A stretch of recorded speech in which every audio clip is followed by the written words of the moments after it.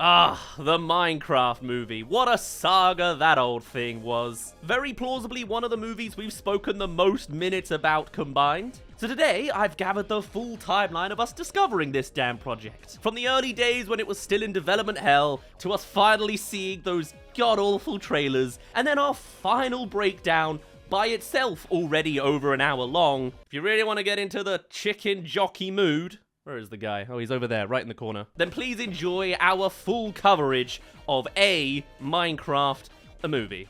Remember those days when horror games were all the rage on YouTube and the film industry clearly wanted a piece of the pie? I do, because I remember a real phase of announcements popping up just here, there, and everywhere at one point, telling us how there was going to be a movie adaptation for Five Nights at Freddy's in live action, or how Slender Man is soon to be appearing on the big screen. Actually, apparently that happened. I completely missed it. And FNAF is going, I guess I can kind of consider this a sort of new burgeoning series on my end, upcoming adaptations or something like that. We've already started seeing gaming movies coming out from every crevice of the industry, so why not make an entire series dedicated to it? We started with Cuphead and now we're here. The official episode 1 of the upcoming adaptation series or something. Anyway, another one of those announcements that I remember sweeping across the internet back in the day was the announcement of a film adaptation for one of the biggest video games of all time. Yes, I am of course talking about the beast that is Minecraft. Now, this announcement was a long time ago, and obviously, looking around, it's not here yet. Yes, it actually is still being made. While the fates of its brothers were a tad more dire, with FNAF being scrapped and rewritten from the very start, and the actual release of Slenderman getting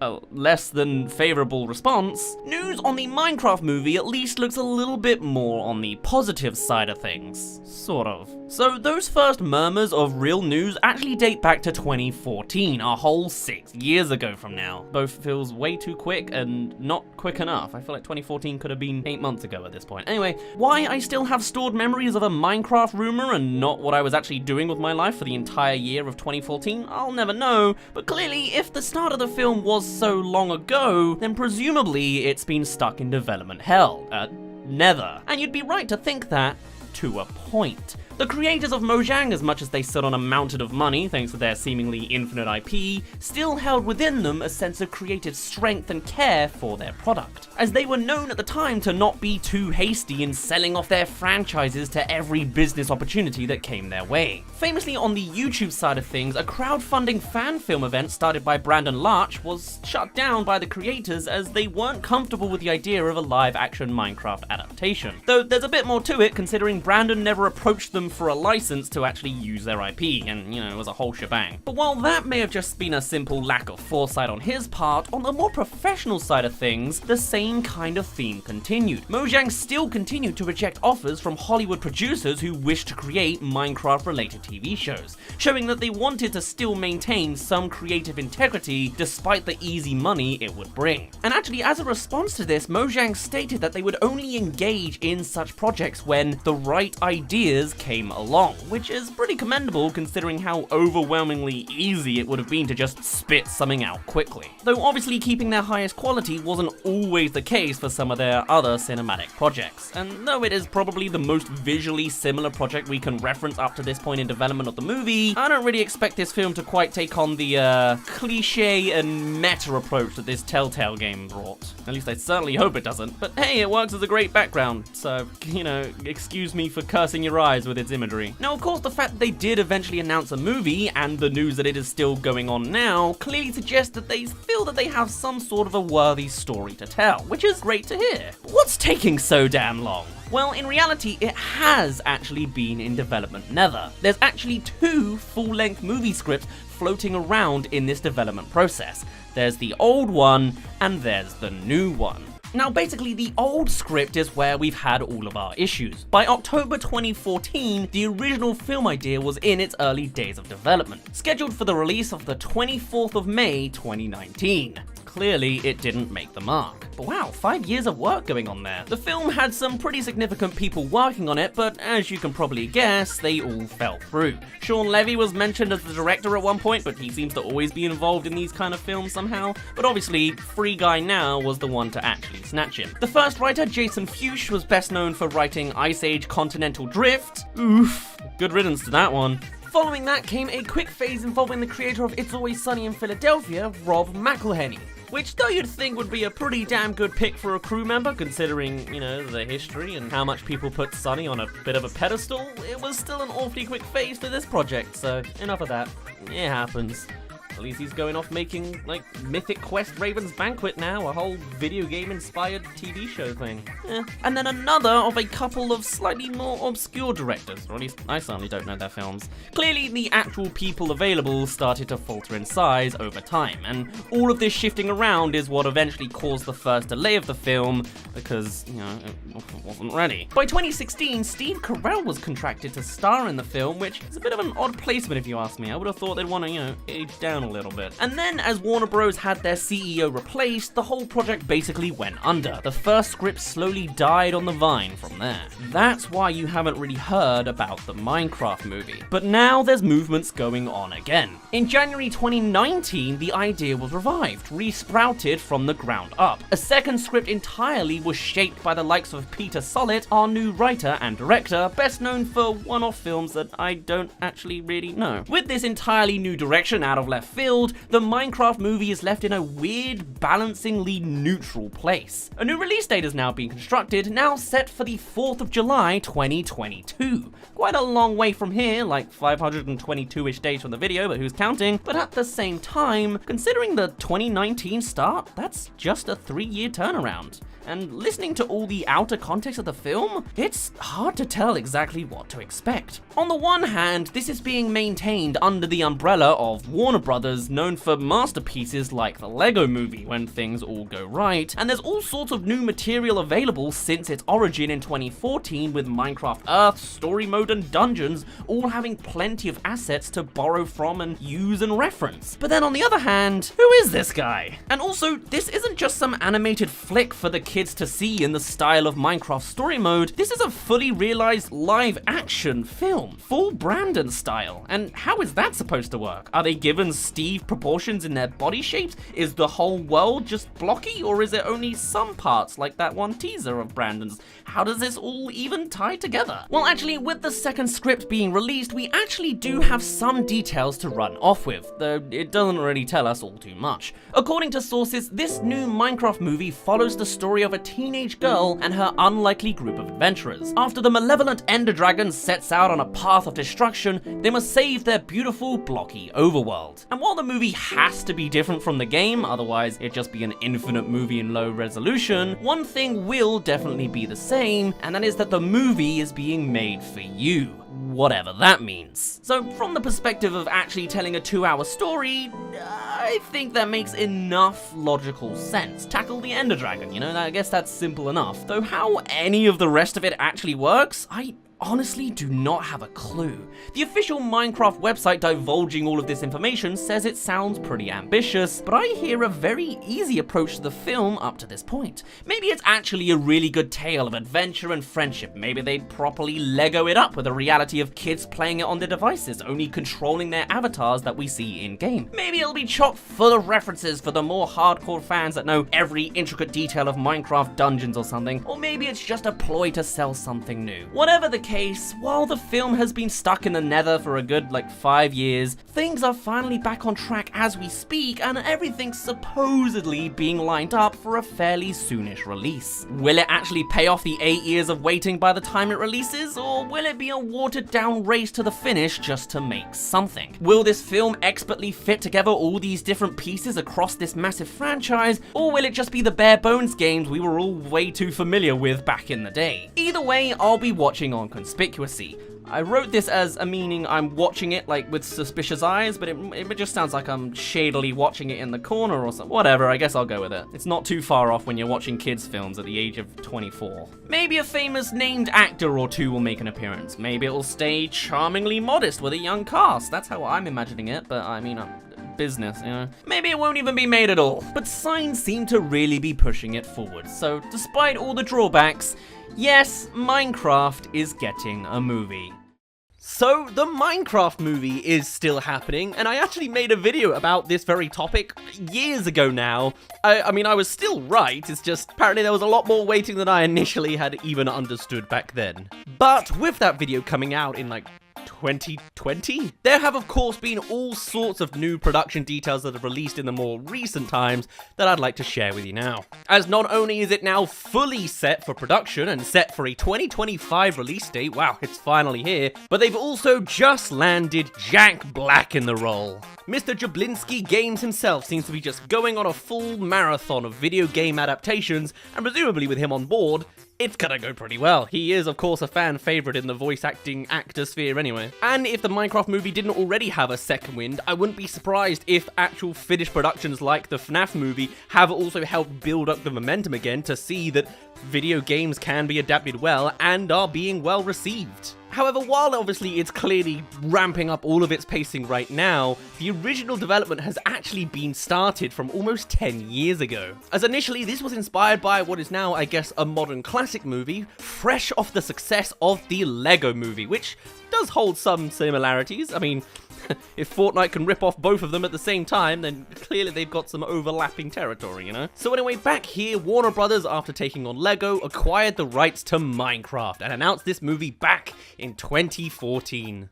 We've now actually got to come to the terms with the fact that 2014 was 10 years ago. Lego movie, Guardians of the Galaxy 1, basically the explosion of Chris Pratt's career, that is all a decade behind us now. And he's still trucking along, I guess. Anyway, cut to June 2017, and there they announced that they'd be releasing this May 24th, 2019.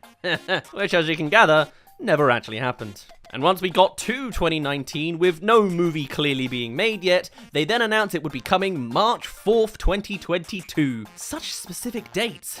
Perhaps that's a bit of a bad omen, as obviously that didn't happen either. Old school me who made that old Minecraft video didn't know that, though it probably could have been predicted. Now, to be fair, this time there was a pandemic-sized explanation for why further delays may have occurred, of course, right? However, they've also no doubt been taking their time with this project anyway, putting this movie together. It has been 10 years. And maybe there's a lot of reasoning to that. Back in the early 2010s, Minecraft had the gaming world by a chokehold. Somehow it's managed to be part of my integral gaming childhood, at least in my mid-teen years, whilst also still being many people's childhood for children now. It has had a huge cultural impact, which should have been a message to Warner Brothers to strike while the iron's hot, but well, just trust Warner Brothers to fumble the bag again. As after all, the iron for Minecraft's smelting, I guess with this metaphor, doesn't really feel too hot right now, you know? I kind of faded out when they gave up on that Minecraft AR game. It's more of a flicking whilst the iron's lukewarm, you know? I'm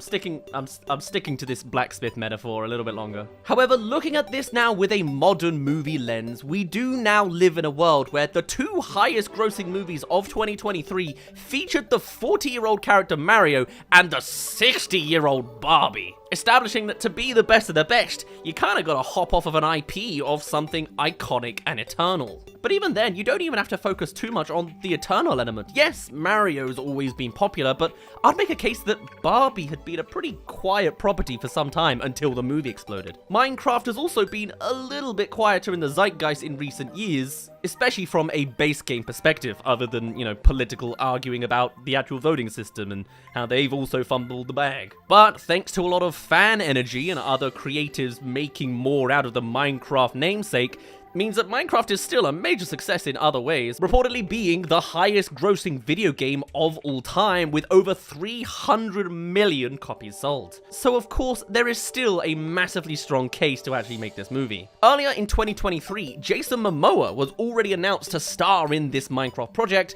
but I have to say, it's this latest Jack Black casting that's really got my interest, and apparently the internet's as well. Currently, reports are that this may be an animation live-action hybrid, which, with Black being attached, really gives us some serious Jumanji vibes. He's clearly great whether he is live-action or just a disembodied voice, so. However, going by his track record in animation, I would harbour to guess that he's gonna be a little bit more involved in that side of things. I mean, his voice work is just phenomenal. I mean, come on, there's only so much live action that could really be put in a Minecraft movie. I feel like there's a limitation there. Unless it's another one of those corporate biographies, which have honestly kind of worn out now. Back in the day, there was that Taron Egerton Tetris movie that had a fascinating premise, yet no one really watched it. Did any of you even remember that that came out last year? Is that just an Apple TV problem, or? As far as celebrity voice castings, Jack Black is what I'd call the anti-Chris Pratt. Every time his name's attached to an animated movie or whatever, you know he's just gonna deliver the goods. He doesn't play himself, for sure.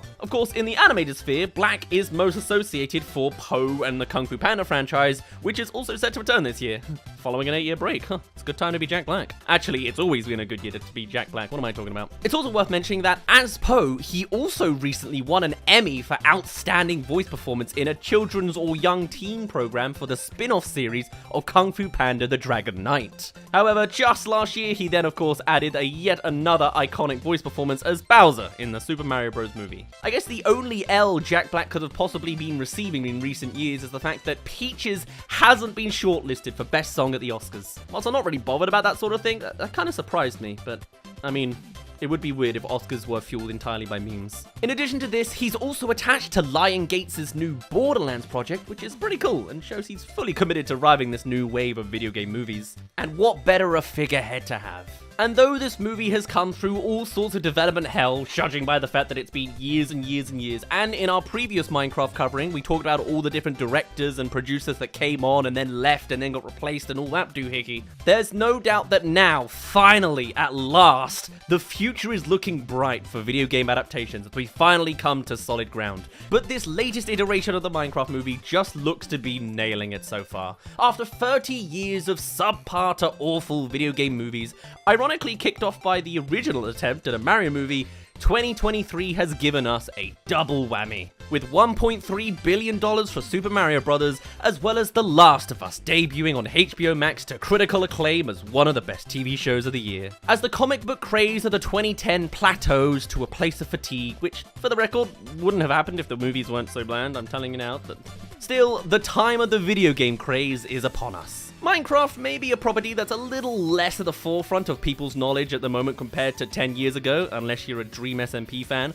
or you own a 6-year-old. But most people definitely know what it is, and if you find a good story for the setting, the world of Minecraft's a fascinating sandbox with unlimited potential, with an audience reach probably as large as the Barbie movie. At the same time, is it playing too broad of a playing field in terms of what you can do with it? Because we don't actually know the details of this latest version of the story at all. Really, it can go either way. As after all, the Lego movie would have had very much the same kind of issues, and they definitely didn't flub the story there. As long as you've got a strong creative team to navigate, I genuinely think this lays the foundation for a great blocky movie. It certainly holds more water than half of the 44 properties Mattel wants to make movies out of, but that's another story. Currently, the director attached to this is Jared Hess, previously known for actually working with Jack Black on Nacho Libre. Well, while that wasn't a great hit for him, Hess did also direct celebrated cult classic Napoleon Dynamite, so at least that's something. And this movie has TNT as well, so it kinda tracks. However, other than that, he doesn't actually have that big of a filmography, other than the upcoming Netflix's Thelma the Unicorn, which, alright. That being said, I'm always a big fan of hoping for underdog directors to see if they can blow us away. I love giving new people new attentions. So maybe I'm just rooting for a bit of an underdog that's clearly gotten enough attention to, be agreed to by Jack Black. We've seen all sorts of success stories before. The Russo brothers had only small projects to their name before Marvel, and now they've got 4 of the most successful movies ever made on their CV. So sure, let's go with the Napoleon Dynamite guy and see how he does. I'd imagine with both him and Jack Black attached, comedy's gonna be playing a big role in this. And he can certainly do that well. We'll see. With Jason Momoa and Jack Black involved, as well as Peacemaker star Danielle Brooks and Just Mercy actor Sebastian Eugene Hansen, the cast is at least lining up nicely. It's still a little bit up in the air, could go either way, but I'm thinking as things are solidifying out, it's looking more and more glossy for the Minecraft movie. We'll just have to see what the rest of 2024 brings us.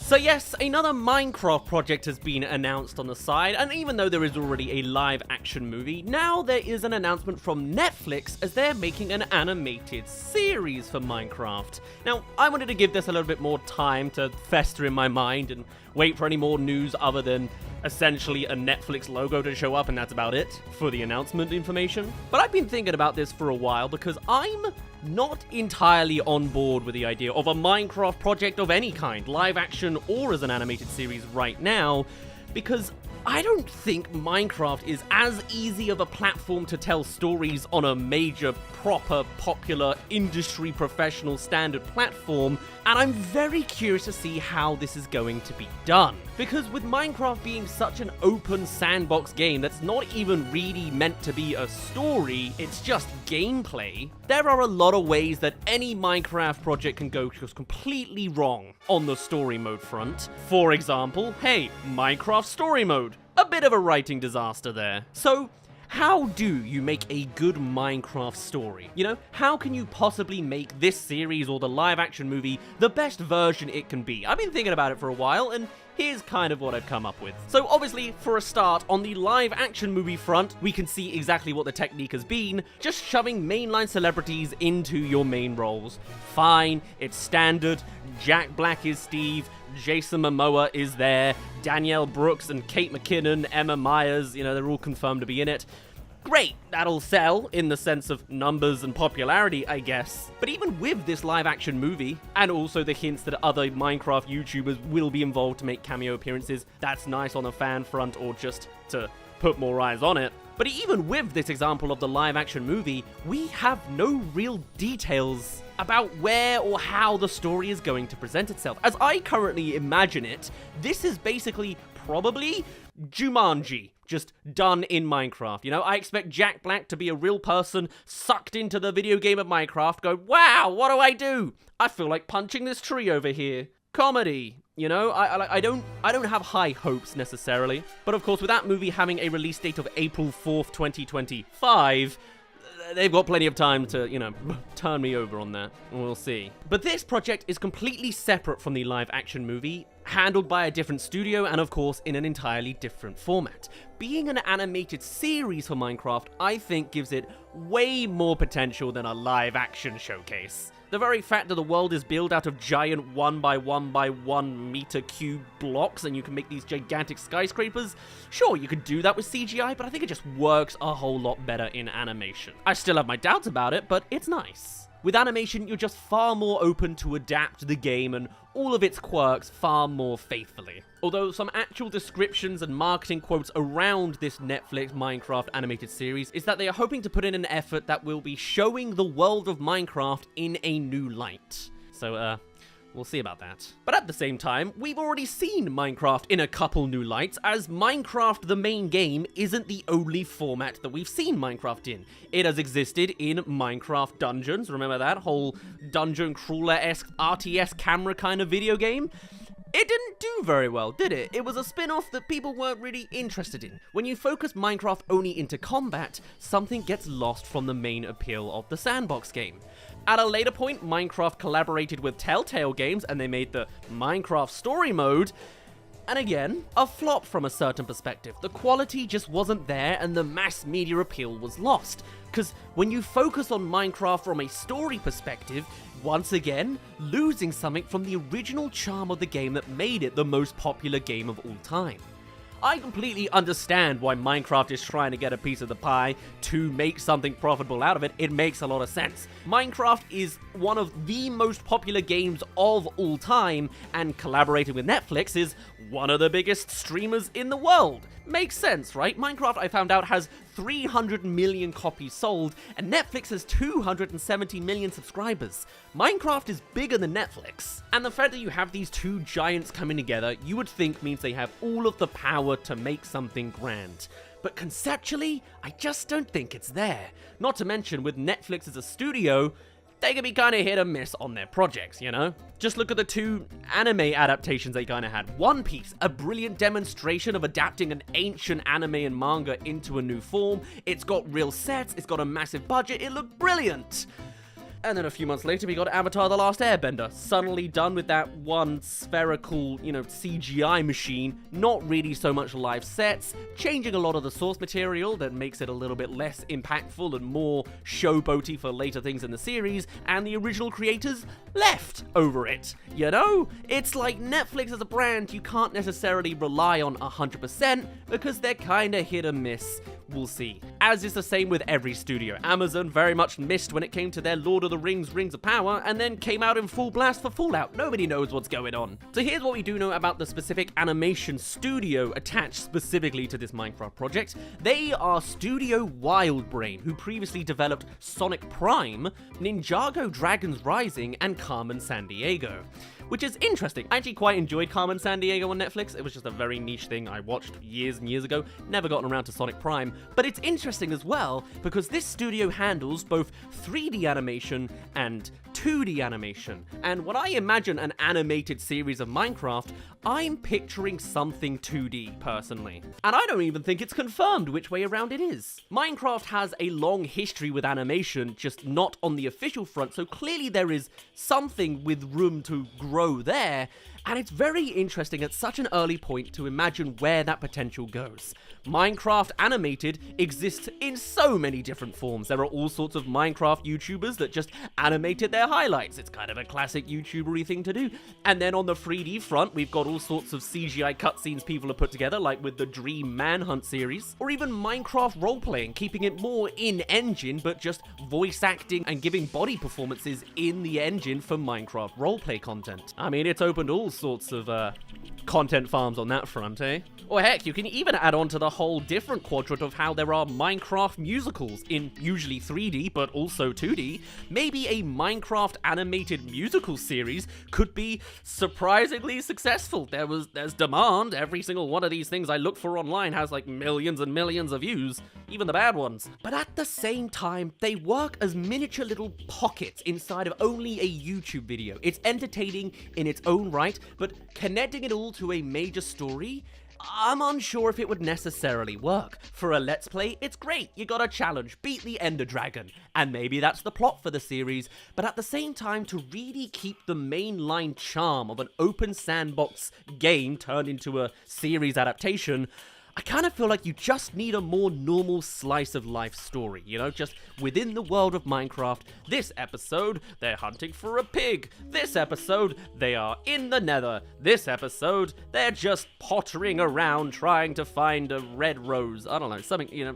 Clearly, I can't come up with any interesting ideas, but Minecraft is very open and creative, and just having something different that showcases the mechanics is in its own way a great love letter to Minecraft for the fans you could do that we'd be interested in. You know, I like the Mario sounds in the Mario movie and the Sonic references in the Sonic movie, so just make Minecraft references. Or hey, you know, if I was actually in control of how I would try to make this story work, what I would probably do is not focus on one major story. It wouldn't be Minecraft Steve and Minecraft Alex go into the Nether to fight the Ender Dragon. What it would probably be instead that I would suggest is just making an anthology series. Make it so that every single episode is its own separate little bubble that takes place within the world. You can then showcase all sorts of different characters and skins, going through all different trials for all the different elements of Minecraft, because there is really so much, whether it is building buildings, crafting weapons, being down in the caves, exploring the nether, doing the main plot line, or just trying to raise a chicken farm. You know, there's so many varying degrees you could do something interesting with, beyond just like scary temples, a giant monster shows up, you know, the actual dramatic elements of the Minecraft gameplay, that I think really, it just needs to be a showcasing love letter. Because when you just try to shave as much of Minecraft down to its simplest form, to plot lines or combat only, you lose the essential core of Minecraft that anyone can do anything within it. I think the next best relevant movie you can really refer to for something like this is literally the Lego Movie, right? You build blocks, you build bricks, you make a thing. In the Lego Movie, it is somewhat about the Lego worlds you build. It's somewhat about the things you specifically build with master builders. There's a bigger theme about glue being the big evil, and the extra themes about maturity and kids' toys and adult enjoyment. But then the final real moment is the fact that everybody is special. There is no fate, there is no destiny. Everyone has the freedom to make whatever they want to make. And that is a far exceeding theme, message, and resonating tone to tell to children, adults, and everyone watching that is far beyond just simply Lego boy, go fight the Lego monster, that I feel Minecraft could fall into. Whether that's with Jack Black's face, or with a 2D, 3D animated Steve instead. But at the same time, this theme has already been done. Can a Minecraft series or movie really do that? I think that the moment's lost, you know, which is why I'm so skeptical about the actual final output of this movie. It would be great if they did find some way to hit a bigger theme about creation as a really nice direction to take the whole vibe of the story, and not in a way that the story mode does, where it starts to open up the worlds of servers and godly creators and all that, you know? You start overcomplicating the very simple, basic idea of Minecraft there. Now, the announcement of this series actually coincides with Minecraft's 50th anniversary. My goodness, the time's gone quickly there. But chances are, this is like 2 years away, at minimum. The very fact that we've been shown no footage, not even any real footage we can sink our teeth in, means this is very far away. They've got plenty of time to work it out. I'm just readily cautious. But those are the stretches I could come to really making a cinematic Minecraft project as best as it can be. There are giant pitfalls in every direction, and honestly, it's an uphill battle. Let's just hope the creators behind this Minecraft series have creative mode on for how they're gonna meangle all of this. This trailer dropped directly on my birthday. Happy birthday to me, I guess. And what a bloody train wreck this looks like immediately. How is this a thing? Like, seriously, I feel like I'm in a fever dream. This is the version of the Minecraft movie we're actually getting? This is madness that this is real. In case you didn't know, although let's be honest, you probably do, every other YouTuber attached to Minecraft is also reacting to this right now. Warner Brothers recently dropped a trailer for the Minecraft movie, based on one of the most popular video games of all time, and the latest in the growing trend of live-action video game adaptations that have emerged as of late. And it's been an interesting one. We've actually covered all sorts of live-action video game movies over the years. I mean, way back like 2 or 3 years ago, I was talking about the FNAF movie right alongside talking about the Minecraft movie. And I very much feel like FNAF is the good-ish ending, and Minecraft... ugh, really emphasizing the hell in development hell. And what's it called? Oh, that's it. Yeah, that's the title.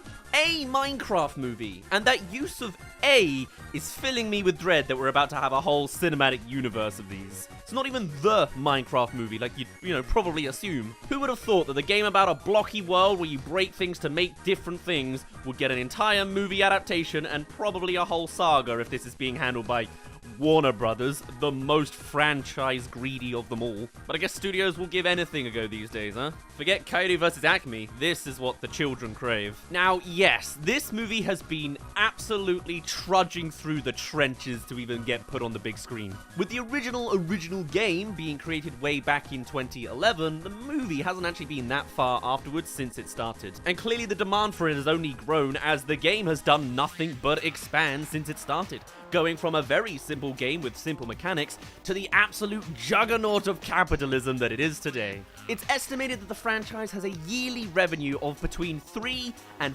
$400 million annually, so I suppose it was inevitable that a movie would rear its ugly head somehow. But while the game may be 13 years old, the movie is already 10. It is already having its own anniversary, and we haven't even actually released it this year. Still coming out in 2025. It's gone from director to director over the years, starting with Sean Levy, who would go on to produce the Free Guy movie, and obviously have a great time doing Stranger Things in the meantime. Then it got passed to Rob McElhenney. Seems like they really wanted to get close to Ryan Reynolds, huh? It then went on to a few other people before finally landing into the hands of what it currently is, of Jared Hess, the Oscar-nominated director behind Naughty's comedies Napoleon Dynamite, Nacho Libre, and this year's Thelma the Unicorn. Still a weird-looking movie, but yeah, alright. Now, as for why there were all sorts of issues behind the Minecraft movie, apparently the writers had some trouble coming up with a story that linked to the world of Minecraft. And gee, I wonder why that is. Still, they've done it now, and the answer they came up with is honestly one of the most simplistic, basic, and honestly tropey ideas they could have come up with. With the actual story of the game, it's pretty open-ended, so you'd think there'd be full potential to do absolutely anything. It's literally a game based around imagination, so you'd hope a writer could use some of that imagination, and there's all sorts of elements they could have gone into. It largely sort of centers around building resources enough to create a portal to a different world in which you fight the massive Ender Dragon. There you go. Basic classic ending credits roll. It's a tried and true story. Sure, collecting objects to fight a final boss, but there's not really any real character to latch onto into the world of Minecraft, other than Steve. Boy, do they do something with that. Because yeah, you want to know what the movie is actually going to be about? This movie is legitimately just Jumanji again. It's even got Jack Black in it, who will do well, sure, but like, look at the context of everything else. What you can see from the trailer is it looks like the story is going to revolve around actual real-life people getting beamed into the Minecraft universe after fighting some magical, mysterious Tesseract MacGuffin. They're stuck in the video game. Although I actually don't think it's a video game this time. I think it's just another dimension. It's meant to be more real world. It's not a game. Or it is, because I've heard that Jason Momoa is meant to be holding like an arcade, like an 80s thing. We'll see. Anyway, after being stuck into this magical world, from here we have our ragtag band of well-known actors adventuring through the world, getting on the bad side of a group of pigmen, and I'm assuming escaping back to the real world by the end of the film. Wow. Will there be anything dynamic and interesting and new? No, this is Warner Brothers. What are you asking for? In 2025? No, absolutely not. However, what we do have with a bit more clarity to it is the official synopsis for the film, which goes like this. 4 misfits, Garrett, the garbage man Garrison, who is basically probably going to be the butt of the jokes as an old man that's still trying to be youthful, I guess. I mean, look at him. He looks horrendous. Is that meant to be a realistic wig? Henry, Natalie, and Dawn, who are their own separate family, you got siblings and a legal guardian, find themselves struggling with ordinary problems when they are suddenly pulled through a mysterious portal into the overworld, which is blue for some reason in this movie, which is not what it is in the games, but alright, sure. Nice one, adaptation. You're already doing great. Where this overworld is the bizarre, blocky wonderland that we know and mine extensively love, which is almost a sentence that makes sense. To get back home, they'll have to master this world and protect it from evil things like piglins and zombies too, while embarking on a magical quest with an unexpected expert crafter, Steve. Together, their adventure will challenge all 5 to be bold and to reconnect with the qualities that make each of them uniquely creative, even though this movie doesn't seem to have that much creativity actually baked into it. The very skills they need to thrive in the real world. Fishing. Probably. And yeah, there's a lot of things you can point out on this story being just weird choices. It seems to be that Steve is going to be your other classic Jumanji trope of someone who's been stuck in there for years doing things, but also I think they might insinuate that he goes back and forth all the time, so if he does that, why is the whole journey going to be about trying to leave in the first place? Like, does he have a load of cubes? Has he just run out? Why did he appear out of nothing? Did he come from the other I don't know, whatever, it's fine, okay. But also, it's even weird how they make the piglins the villains of this story when the iconic visual villains of the Minecraft games are zombies, creepers, and skeletons. It's weird that they've gone straight into ghasts before we've seen a skeleton. I guess it's because they didn't want to show anything at night yet? Oh, but we haven't even touched on the visuals yet. Don't worry, we'll get there. This plot is no stranger to the adaptation world. We recently saw it only 2 years ago in the Super Mario Bros. Movie, and it was even the basis for the first Sonic the Hedgehog movie. It's always, we've come to another dimension, we're stuck. But typically, you'd think it's kind of, animated to make it flow a little better.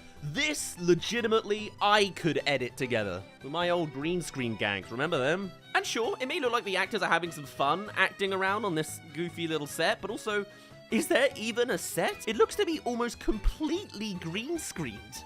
And not a particularly great green screen either. Everything with the actual live action elements of this movie just looks so janky and fake. Why have they done it like this? Like, there's so many technical things you can point out for how awfully this has all been slapped together. How about the fact that there is no dynamic lighting on the actual light on the cast? Everyone is just massively backlit. How about the scene where Jack Black is looking at the family and they both have light sources behind them? There's none of that.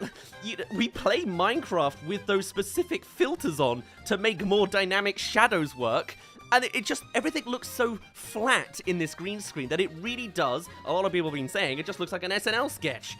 Yeah, I can see that. It's to the point that it looks really, really lazy and awfully, awfully cheap.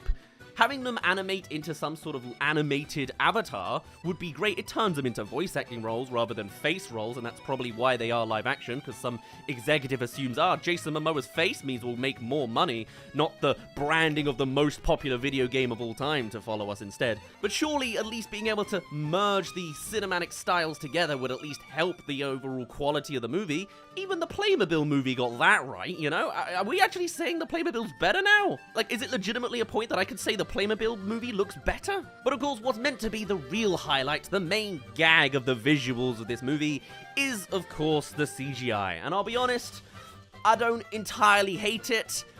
It's also just one joke, though, that they're just gonna keep running with. The animals look somewhat accurate to their video game counterparts in its awkward, weird, uncanny valley aesthetic that, let's be honest, Minecraft kind of has. Ha ha ha ha, look at that llama. This isn't gonna last 2 hours. But just staring at a still frame of the pink sheep for too long is making me feel like I'm gonna be finding it watching over me tonight. But beyond the overly realistic animal designs, there's also some interesting CGI choices for the backgrounds. Like, how's about the fact that a Minecraft torch has real fire? This is kind of the Lego movie discussion again, and again, very Warner Brothers, so I guess that makes sense. We love the Lego movie for its actual representation of every Lego element in everything, and that kind of doesn't work for Ninjago when it's real water. Now we've got Minecraft torches with real fire when we have real Minecraft torches in real life with the aesthetic. It's like they've specifically tried to make every wrong decision. Maybe Warner Brothers wants this movie cancelled. It's all meant to be a tax write-off anyway. And even with a lot of the other backgrounds, they just kind of look artificially generated. It's all leading me to believe that I could very well just be asleep right now. I'd really like to wake up from this god-awful nightmare of an ending of a movie production. And you know, if the visuals look this bad, it's probably because it's rushed, which means the production team are easily being crunched down over the last few weeks to put this movie together. You know what I mean? Bad CGI is almost always from the higher-ups pushing for time. But at least we get to see our cast. You got Jason Momoa looking like a broken and neglected Barbie because Aquaman hasn't been a big enough sting for his career. We've got Oscar nominee Danielle Brooks, the girl from Wednesday, who isn't Wednesday, and a slew of other famous names and faces. But the real questions left are around Jack Black playing Steve. Steve is obviously the unofficial mascot of the series, right behind the creeper enemies, and has made other appearances outside of the Minecraft games in things like Super Meat Boy and Super Smash Bros. He loves his supers, apparently. But also, from what I can gather, and I feel like Minecraft fans will correct me if I'm wrong on this, Steve himself doesn't actually have a story, right? But Jack Black's Steve is touted to be some master builder in this universe, which immediately, of course, takes me back to the Lego movie again. And remembering that film gives me a slight modicum of hope that this could actually turn out good. But visually, this is not the one. The memes will be immaculate, the CGI jokes will quickly get boring, and then it's just gonna look, I don't know, it looks like a fan film. There are loads of Minecraft YouTube fan films from 10 years ago. They all look better. They incorporate better with live action. It's crazy. With both FNAF and the Minecraft movie at one point being in development hell at the same time, I guess it is thematic that one had the good ending that came out last year and still has a thriving community and a wholesome tone with Matthew Lillard up front and center. Here is the bad ending to development hell, with all of the worst decisions all blended down into the same place. Between the hokey special effects, the uninspired story, and just a general vibe of, oh god, look at this. I don't think anyone is really liking what this trailer is putting out. It's fine to be silly and kooky. To be fair, Steve is not going to have that crazy of a costume design, but this also just looks like Jack Black in the middle of a movie. He already looks like that, with his beard. And Jason Momoa's costuming is one of the worst I think I've seen. I'm happy to be proven wrong, but what can you really expect when Warner Brothers are given the imaginative creativity to make a Minecraft movie? Okay, Minecraft trailer take 2 is absolutely right. Finally, we get to see a little bit more out of what looked to be the biggest clown show of next year so far, and it looks like the people over at Mojang have gotten a little bit of an idea of how to make a movie look a little bit better, although the cracks are still there. Whilst on the release of this actual trailer, we get to see a little bit of set design work and lighting that's, hey, functional. Alongside this official trailer, we also got a chunky behind-the-scenes video coming out the day before to help maybe boost up the reputation that this Minecraft movie has amassed as of late. As we all know, the first trailer looked absolutely two-dimensional with far too early footage of terrible green screening work, and this trailer finally shows us that, hey, they didn't film the entire thing on green screen. We have a semblance of cinematic prowess here. Although some of the same shots are still there, it's still Jack Black in front of the portal and then in front of the larger landscape, but now we can get a bit of a more refined perspective on the Minecraft movie, or sorry, a Minecraft movie. Apparently it's called that because there isn't a definitive Minecraft story. Anyone's story is a legitimate Minecraft story. This is just a Minecraft movie, which, you know, I am actually kind of on board with suddenly. Now, while there are still those horrendous scenes of too much backlighting on top of a green screen, or maybe a blue screen, it is nice to see the rest of the movie looks pretty damn decent. The fact that we have these sort of ugly looking, too realistic NPC designs and the mobs looking the way they are isn't necessarily a bad thing. It's intentionally a little bit weird, And honestly, I think visually that's fine. What we do very much get to see though is this movie is legitimately trying to be a super love letter to the Minecraft game in all forms. There's already a million references in this trailer compared to the last one. Hey, we actually get to see the damn zombies and skeletons this time, so that's nice. And having a central role like Jack Black explaining all the mechanics of Minecraft oddly works. It's nice to hear it out of his voice rather than anything else. And hey, this time they've gone beyond the bare minimum. No longer do we have a random Beatles soundtrack to commandeer the entire trailer in the most out-of-touch pop culture way possible. What do you know, we actually have that classic music from the actual game, and immediately the tone just feels that much nicer. It doesn't need much to be successful. Honestly, you just need to do it, I don't know, faintly, faithfully, and then we're happy. Because honestly, this looks a whole lot nicer. Seeing a cooked chicken looks genuinely delightful, and clearly there is genuine intention with some of the cinematography, like that little 2D shot of Jason Momoa digging down beneath the ground. Beyond the terrible visuals, I initially thought this movie just seemed a little bit too Jumanji coded, and it still relatively is. There's a lot more focus on Jason Momoa and Jack Black to carry this entire trailer this time around, so maybe the kids are going to keep up that Jumanji vibe there. But so far, it's alright. It's nice. It's better than the absolute travesty that the first trailer was, and there's absolutely an intentional media campaign going on to save the reputation of a Minecraft movie, and that can be clear a little bit further with the behind the scenes video that came out. In fact, actually, I'm going to jump to yesterday here, talking about specifically this behind the scenes thing. This is our Sonic moment, to be honest. The Minecraft movie is backtracking now. Whilst not necessarily an official trailer, the people behind the Minecraft movie have released a new thing, showing a clear attempt to settle the waters and get a little bit of a better impression compared to what everybody already thinks about this initial movie. We've now been given an extra 3.5 minutes of behind the scenes footage on the Minecraft movie. It's a little bit of marketing trying to do its funky thing, but the notable thing to notice is that extra emphasis on, whoa, set design, whoa! After that initial trailer just seemed to showcase entirely a green screen design of a movie, this to me feels like a panicking by the studios trying to prove to us that, hey, we put in a hint of effort. I don't know if this is necessarily new territory and this is all reshoots, or legitimately it's been looking like this the whole time and they just severely screwed up their marketing on day one. But this is clearly an attempt to make things look a little bit better. Does it look a little bit better? Yeah, I guess so. I'm not entirely convinced though. There are all sorts of shots we do see from the movie and it looks 50-50. It still to me just feels incredibly Jumanji, but to see that they have actually done recreations of the Minecraft set is the bare minimum of what I would hope to see next. This is not a movie being plastered entirely in front of green screen. It is, hey, real rooms, real design work. It's got the actual Minecraft people involved. It looks like a slightly more personable production now.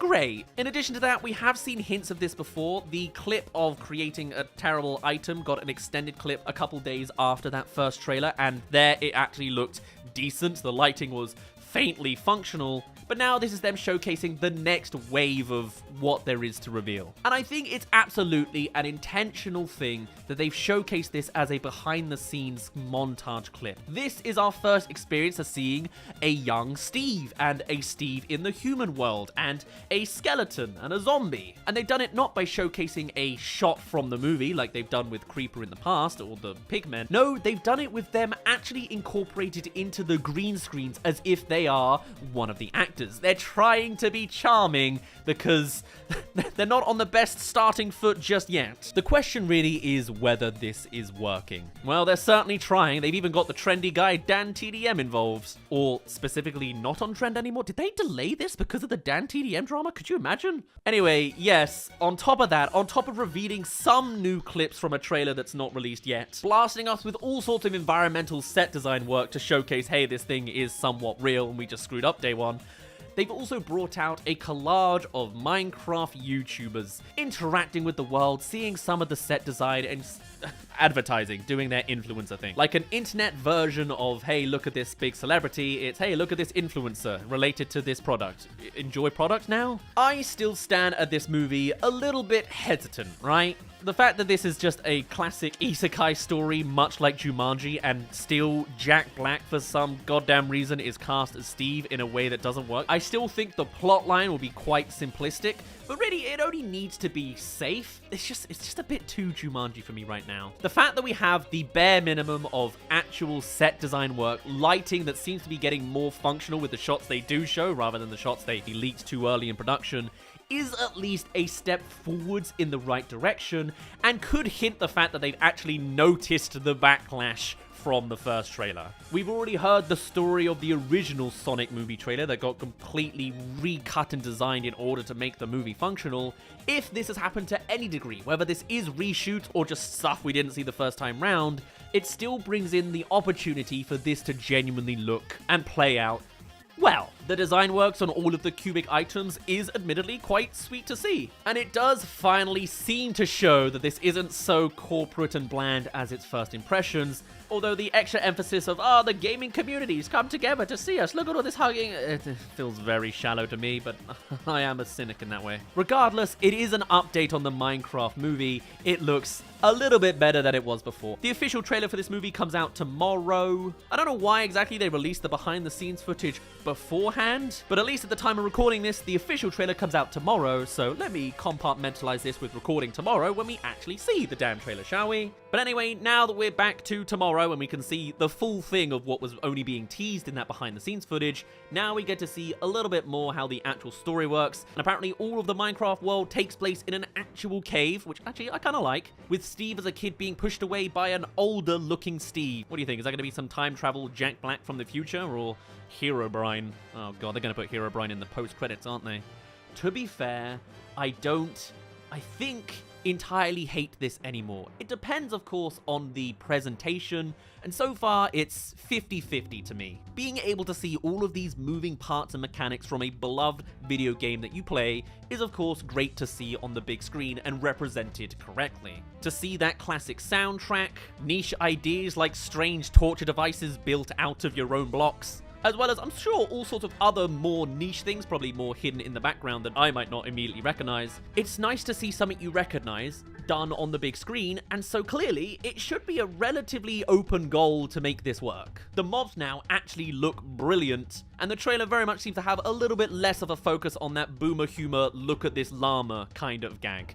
Jason Momoa is still a strange video game movie cliche of his own, and it's fine. But there's a lot of green flags slowly popping up in all sorts of elements of this movie. I think anything in the open field overworld doesn't look that great. Like, the nighttime scenes, even with different lighting, ain't so grand. But the CGI is nice. The skeletons is really nicely done. And I think overall now, this will be a palatable experience. Whilst before I thought it was going to be so bad, it's good, ironic, terrible movie, fully done on green screen, to see, especially from that behind the scenes footage, that there is genuine prop work, they just didn't show it in the first trailer, being incorporated into this movie, it can be an easily enjoyable experience. I'm a big fan of Jumanji 1, and I'm surprisingly big fan of Jumanji 2. The vibe is nice. Bit weird that it is Jack Black, but hey, he is the video game celebrity if anyone was one. Other than all the influencers they've also brought on in the behind the scenes video. I wonder if they will pop up in the main movie. It's possible. The wolves in this movie already look spectacular. Any of the underground sequences seem to have actual set built into them, and so that looks like it will be a very nice flourish to see done cinematically. And hey, they've even got punching trees with your own fist. I can't wait for the joke they're probably going to do with it, but it's classic standard stuff. Turns out, to make a good Minecraft movie trailer, you just need to do more legitimate Minecraft things. Less Hollywood, less green screen, less bad jokes, and hey, maybe we can tolerate Jason Momoa's character this time around. At the very least, it is a massive step forward compared to what we had a couple days ago. Minecraft trailer take 2, yeah, it's a little bit better than it was before. One way or another, I'm certainly going to be watching it. Be it amazing or terrible, I'll be sure to dig myself into this rabbit hole come April 4th. We've got one more minute of advertising footage for a Minecraft movie. I don't know if this counts as a full trailer. If they don't announce at the end of this trailer that there's going to be another trailer, then I'm going to assume this is it. A 60-second ad for the NBA All-Star game. Okay, just the same as How to Train Your Dragon in the Super Bowl, I guess. Let's see if it's going to have something of more substance this time. No, there isn't. There isn't a here's the date of the real trailer at the end of this tiny trailer. 1 minute of content. All right, let's roll with it. Okay, right, starting straight off. Immediately, I kind of don't hate the house. Naturally, they're still doubling down on the weird green screen 2D look just in the middle of the world. But I don't know. I don't entirely hate that yet. I mean, I'm 2 seconds in, so there's not much to hate yet. But hey, I gotta make the most out of this 1 minute that we get anyway. When it comes to iconic movie trailers of 2024, I think a Minecraft movie is one of the biggest ones.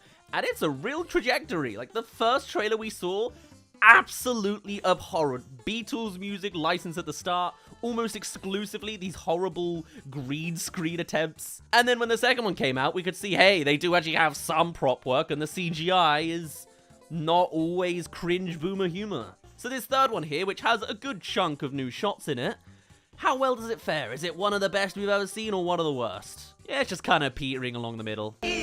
Oh, the shots are going so fast, I have to look at this frame by frame. Oh, I mean, I know villagers are made out of flesh, but did they have to make them so fleshy? Ew. At least they're CGI. And you can see the different roles with the hats. The farmer one and whatever the hell that is at the back there, a guard one. Also, I love the little baby villager. That's nice. I personally am on the side of thinking this movie was going to be absolutely terrible. Now, I think I'm excited for the kind of jingling keys kind of approach to filmmaking that this is going to be. I'm actually a big enjoyer of the Super Mario Bros. Movie, even though it's mostly just stuffed with references and not really got a plot. This has a semblance of a plot, but also, I reckon it's gonna be your most classic, typical, go along with the motions kind of plot, all the while being like, look at all these Minecraft references. Whoa, look, the painting. They got a Minecraft painting. That's nice. That's cool. That is genuinely kind of cool, I'll admit. Minecraft. Diamond sword, classic, typical, spoilers, probably. I also just like the pile of furnaces at the back. You know what? Maybe I do just need jingling keys. Look at these references. The trailers have been a slow burn of looking better every time we see them, but again, I'm only 5 seconds in. I predict something heinous is gonna pop up. It's just in my gut. However, this trailer at the very least doesn't really show anything exciting and new, and it's not really meant to be. This is a 60-second extract for the NBA All-Star game going on right now. I don't know about it, but that's cool to know. So it's just gonna show you most of the same things. I mean, 30 seconds of this 60-second trailer is footage we've probably seen before. What can you do? But the new elements we do see peppered around these old shots are kind of interesting. And I think the more I'm going to get exposed to these things, the more I might start to like it, even unironically. They're buck chuckets. Why do I kind of like buck chuckets? Am I getting old? Buck chuckets. Double downing. That's the Minecraft way. And I bet they're going to try and roll with that in the marketing. Minecraft's going to get a real update to incorporate buck chuckets if a mod's not already designed it. I don't entirely hate that. That just seems stupid fun. I guess Garbage Man was known in the olden days for his gameplays of God of War back in 1989.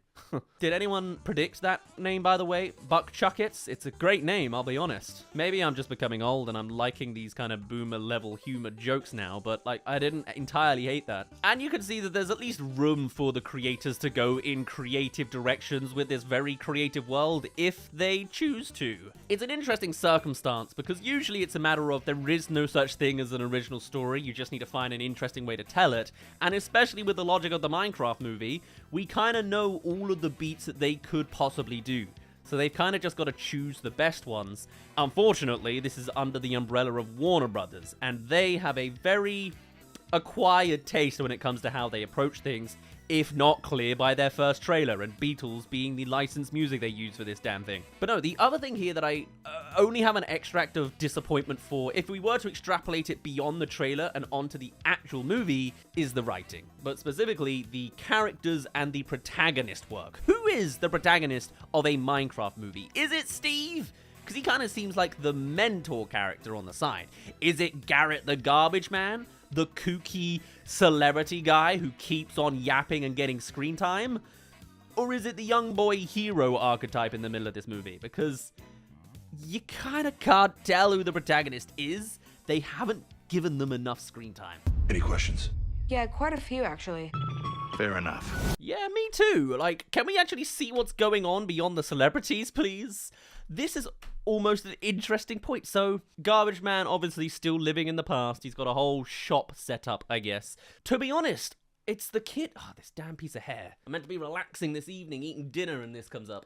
This kid here is kind of the part I want to care about the most, you know? I want, if this is basically just a more video gamey Jumanji, give me the protagonist of the movie. I don't want Jack Black Steve and Jason Momoa loser. I don't want the celebrities saying their catchphrases to get the marketing going. Who's the hero here? I assume this kid.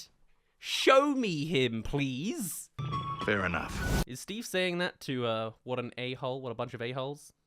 This guy is such a tool bag. Nah, probably not. Hopefully he's saying something more normal. I'd love it if it's actually him going like, I am Steve. And then they're like, why did you say it like that? That was weird. And then he just goes, fair enough.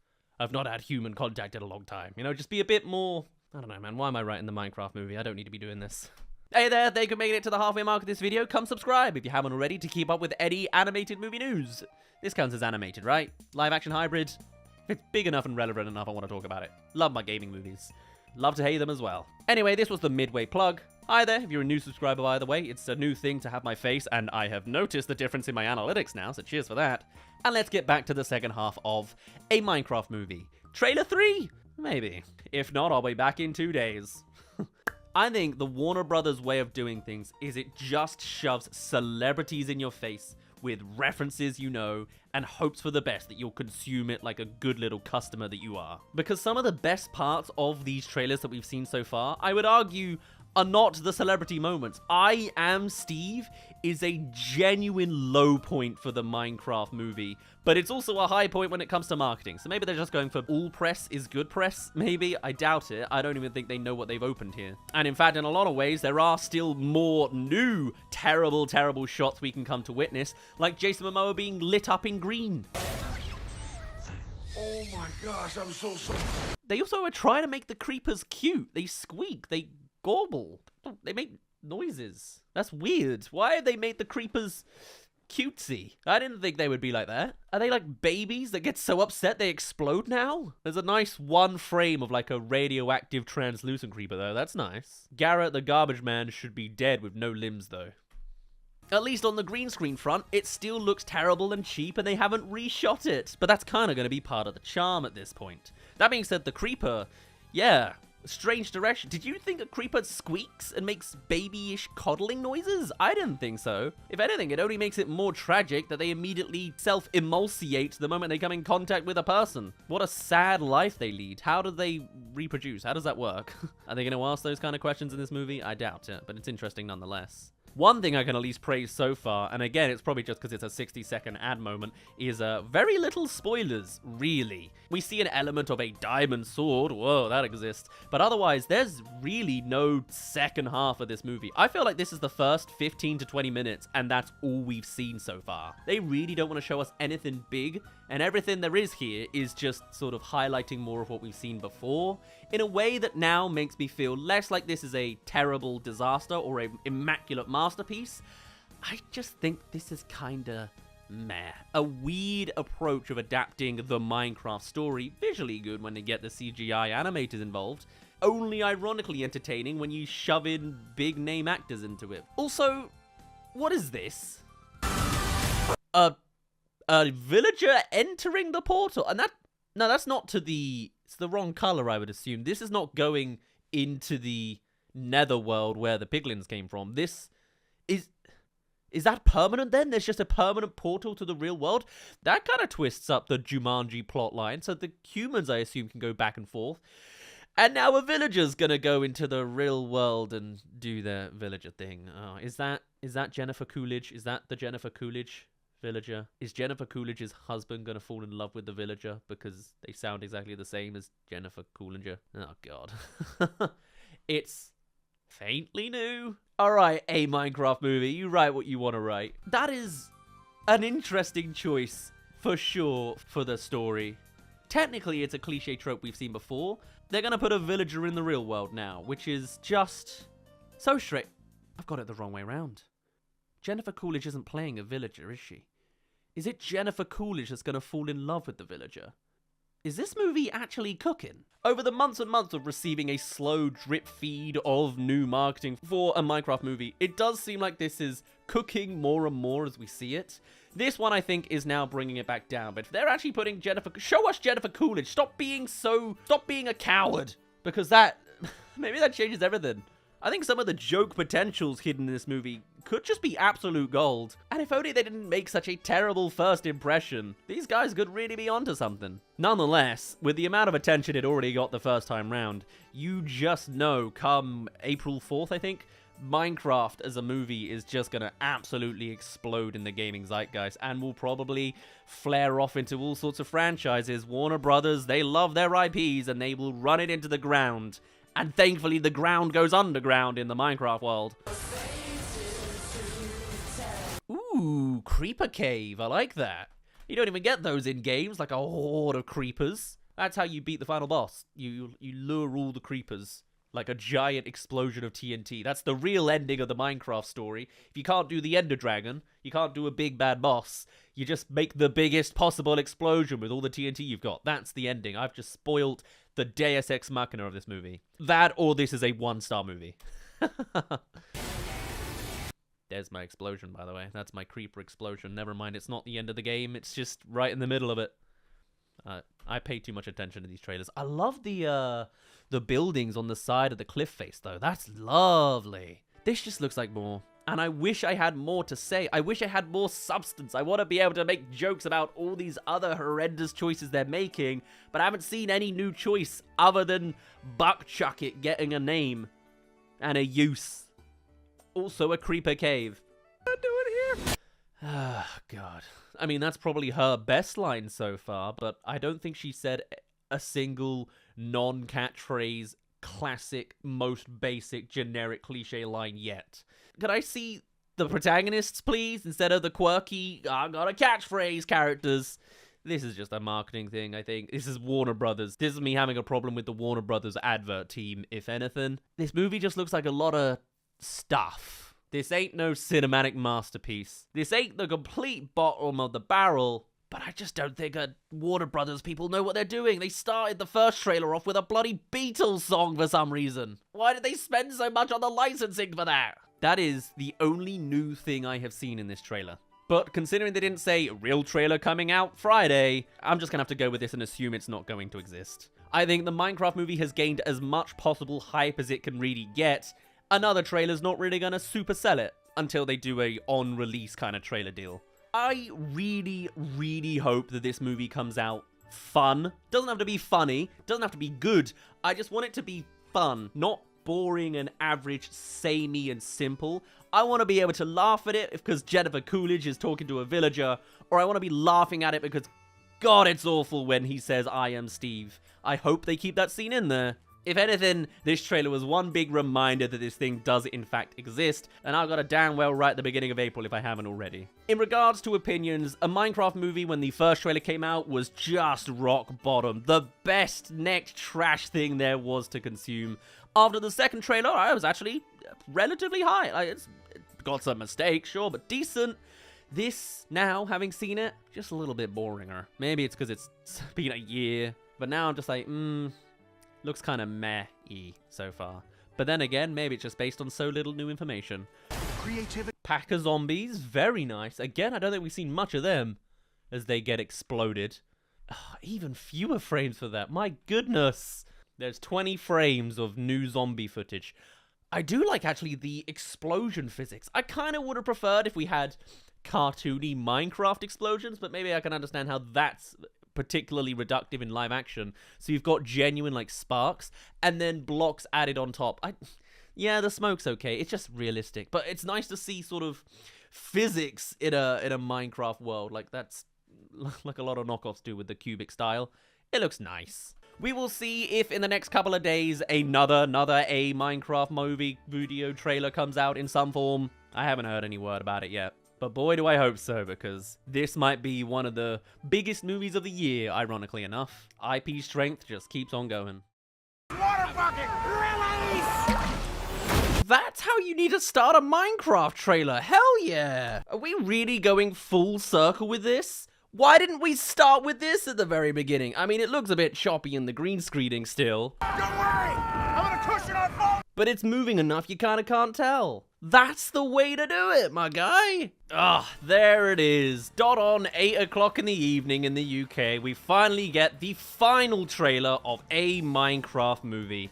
I've been covering these trailers each time they pop out, even a 1-minute one from a sports advert of some sort in the past. And I think this is a real story of redemption. I've got to be honest, because I did not entirely hate this final trailer. A Minecraft movie. It has been the punching bag of the last year when it comes to the most notable terrible movie coming out. Coming with basically pre-alpha footage of terrible green screen shots, terrible dialogue that became a ironic meme of itself with I Am Steve, and a general premise that seemed so cliche in making a video game adaptation that I think we all kind of wrote this damn movie off. But come round a years later, Warner Brothers finally has their marketing team slightly more on track, and they've actually finished most of the CGI, and the way this trailer starts, it's great. This is really how you should start a Minecraft trailer, and now that we're seeing it in its final stages, it does all come together in a way that I don't fully know what to expect out of this movie anymore. I fully expect no matter what happens that I'm going to enjoy this movie. I'm the kind of person that loves the ironic watch of terrible movies. I've literally made a whole saga of making videos about that exact topic. But then also I do genuinely love video games. So seeing a good adaptation, I'll have a good time with. This constantly seems to be teetering on the line of I love this and I hate this, and it's a weird blend of cringe jingle keying, key jingling, and then genuine good adaptations that's fun to see, even if it's in its own right parodying itself. That thing doesn't understand a word you're saying. Alright, and you've pulled me out of it again. At least you still know it's the same Minecraft movie. Every line this character has said so far is just your classic cliche, whoa, kind of lines. Glad to know it sticks around even when they're just addressing a non-sheepy sheep. But while I do have all sorts of praises for this trailer, it is not without fault. There are still some dodgy looking green screen shots in there. Some of the dialogue is clearly real and I don't think any good. And some of the shots that appeared in prior trailers that I criticized as, not looking that great, they're still here now. But overall, I think we get a really good sense of what a Minecraft movie is looking to be. And it's nice that I can't fully tell if we've been fully spoiled yet. I think we have. I think we've seen every scene, essentially. The real big thing missing that I think I can pass from underneath the surface of this trailer is the fact that the protagonists are probably going to be the kids. Jack Black and Jason Momoa are going to be stolen at some point. But all along the way, I'm really liking some of the things they've chosen to adapt and turn around into a story that's not necessarily canon to the games as a whole, and it's just nice to see in its quirky little way. Baby pandas pop up out of existence, because of course that's how that works. I love the new scene of a pigling kid getting stabbed. That dark humor, that's so British. Love that stuff. It kind of reminds me of that sort of scene one from the Mario movie of just playing around with the villains a little bit more in a way we wouldn't have otherwise seen. It seems like a good way to tell that adaptation in a modern movie with its little quirkiness to it. When it comes to talking to a sheep, though, can we find some better material, please? And steel. We hit the nether. Jack Black came across a portal with one block missing? Wow, how lucky. The kind of statistical likeliness you'd put in a dream video. I think this movie is going to have a little bit of something for everybody. If you're a young kid that just wants to see Minecraft things, you're going to be getting that all sorts of things galore. If you're more interested in seeing the comedy play around of things, I think it might be a little bit hit or miss. Jason Momoa, for example, is very clearly trying to be his own comic relief standout-ish protagonist character, as much as Jack Black is also that, and also I guess so is the world in a certain sense with the comedy. And that, I think, is the thing I'm most unsure about. I think depending on the tone of any given cinema screening, the jokes of this movie are either going to really soar, if you could really come to enjoy the stuff that comes out of Jason Momoa's mouth, or it's kind of gonna fall flat and be cringe, because I don't know what it is exactly with Jason Momoa in this movie particularly, but I don't think it's necessarily doing him any favors. No, it doesn't. Don't look at her. It does. I love Blue House. I don't know if Jason Momoa works in this movie. Obviously, he's going for his comedy chops, and he's good at it. I just don't know if this film and this script does him any favors. I don't know. I feel like his tone doesn't work just as much as Jack Black's is a little bit off. At I Am Steve, at the very least. Like, I wish Jason all the best, but I'm not impressed yet. His acting's fine, I think. It's just what he's needing to act in the context of what's around him. It's only halfway there. To see him going from super serious shades to running mouth open, jarring, to say the least. And I think kind of the girly scream jokes is very done and very safe. But I don't know, maybe when we see it in the context of everything else, it'll actually be pretty damn good. I could certainly enjoy it if I know it's gonna be of that caliber of humor. What is a genuine piece of comedy caliber that I would be really intrigued to see is the damn side plot with the villager, I'm gonna be honest. Oh, there she is. Oh, this is gonna give me so much ironic dopamine, I can tell. Jennifer Coolidge falls in love with a Minecraft villager in the wild because they sound similar. Oh my god, are you alright? Did I like that? I think I mostly liked that. Your head is huge. I'm either gonna absolutely hate that thing or really enjoy it. At the very least, Jennifer Coolidge's only line, essentially, does bring me a lot of joy. I think this is gonna be a weird blend of an ironic watch and genuine enjoyment. I think, ironically enough, this will eventually turn around to be a real cult classic of a movie. It is pretty cheesy and low-hanging fruit in a few places, but sometimes that's kind of the exact kind of crappy that you can really come to enjoy and loop several times over. Hey, maybe that's the end goal of a Minecraft movie in the first place. There does seem to be some genuine high heights in some of the sequences, like the flying moments. Maybe it's just because of the music involved in the trailer this time around, but I think that can come with a real, genuine sense of excitement, as the CGI, as we've said all sorts of times before, is pretty good. The animation VFX team in the background on this movie do know what they're doing when they're actually given time to finish a shot before it goes out to the marketing department. And I think there can be a real nice sense of whimsy and imagination in flying around in a fancy world that we've all built ourselves with the foundational blocks. Anything you can dream about? Alright, a little bit of montaging to build. How has it taken 3, if not 4 trailers to reach this point? Finally now we get to see a montage of someone building a big thing other than a line of dirt with a hole for a door. And though it does seem like this movie is leaning a lot more heavily on the comedic sides of life, and I don't know exactly how well that's going to play out, what I can see of some of the more genuine plot lines and messaging, I'm starting to like. Because I think the concept of a Minecraft movie has a lot of potential with it having so many parallels to the Lego movie and the successes of that. The fact of the matter is, a player comes into this world and they can formulate it however they wish to. They can create absolutely anything they want. And when you look at what people have done with the mechanics of Minecraft, when you see how players have actually adapted and used this engine for decades now, you can see these incredible builds and worlds and stories that people have managed to tell in real life using the video game. From all sorts of directions, whether it's the controversial kids content to creating politically censored content inside of a Minecraft library. Like, it's absolutely mind-blowing the full breadth of how far the real Minecraft world has been twisted and pulled to people's whim. And I really hope that kind of idea, no, we don't need the full-on kids content library example here, but I would like to see something of that you can design anything element plugged into this movie. That's the one thing I really have the itch for now. I want to see some big, impressive build after establishing all of these mechanics to see what these characters, having one intelligent moment, can build as a masterpiece. Whoa, this is an impressive thing they built to overcome trials. We see some crafted things, some builds. I got something for you. Alright. She's finally doing something that's not the cliche. Well, no, it's kind of the same. A hint of creativity in making a single line of redstone wiring to blow up something. You know what I mean? Like, when you look at the Lego movie and you see these big builds they create, I hope it's more than just the most bare bones mechanic. I want to be impressed by what the Minecraft movie can do, rather than just conscious of a reference to Minecraft in it. I hope there is more than that. It could just be its early days in the trailer. They're trying not to spoil anything. There's a montage building a giant head in the sky.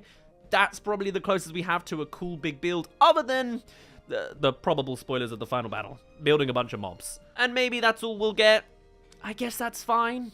And I think I get it. Like, it makes sense that in the Minecraft movie world, it would make more sense to just play around with the build of the world that's already there. Play with the seed and all the mobs and machinations that are already built in to bounce off of, rather than terraforming the whole land to build some massive scape.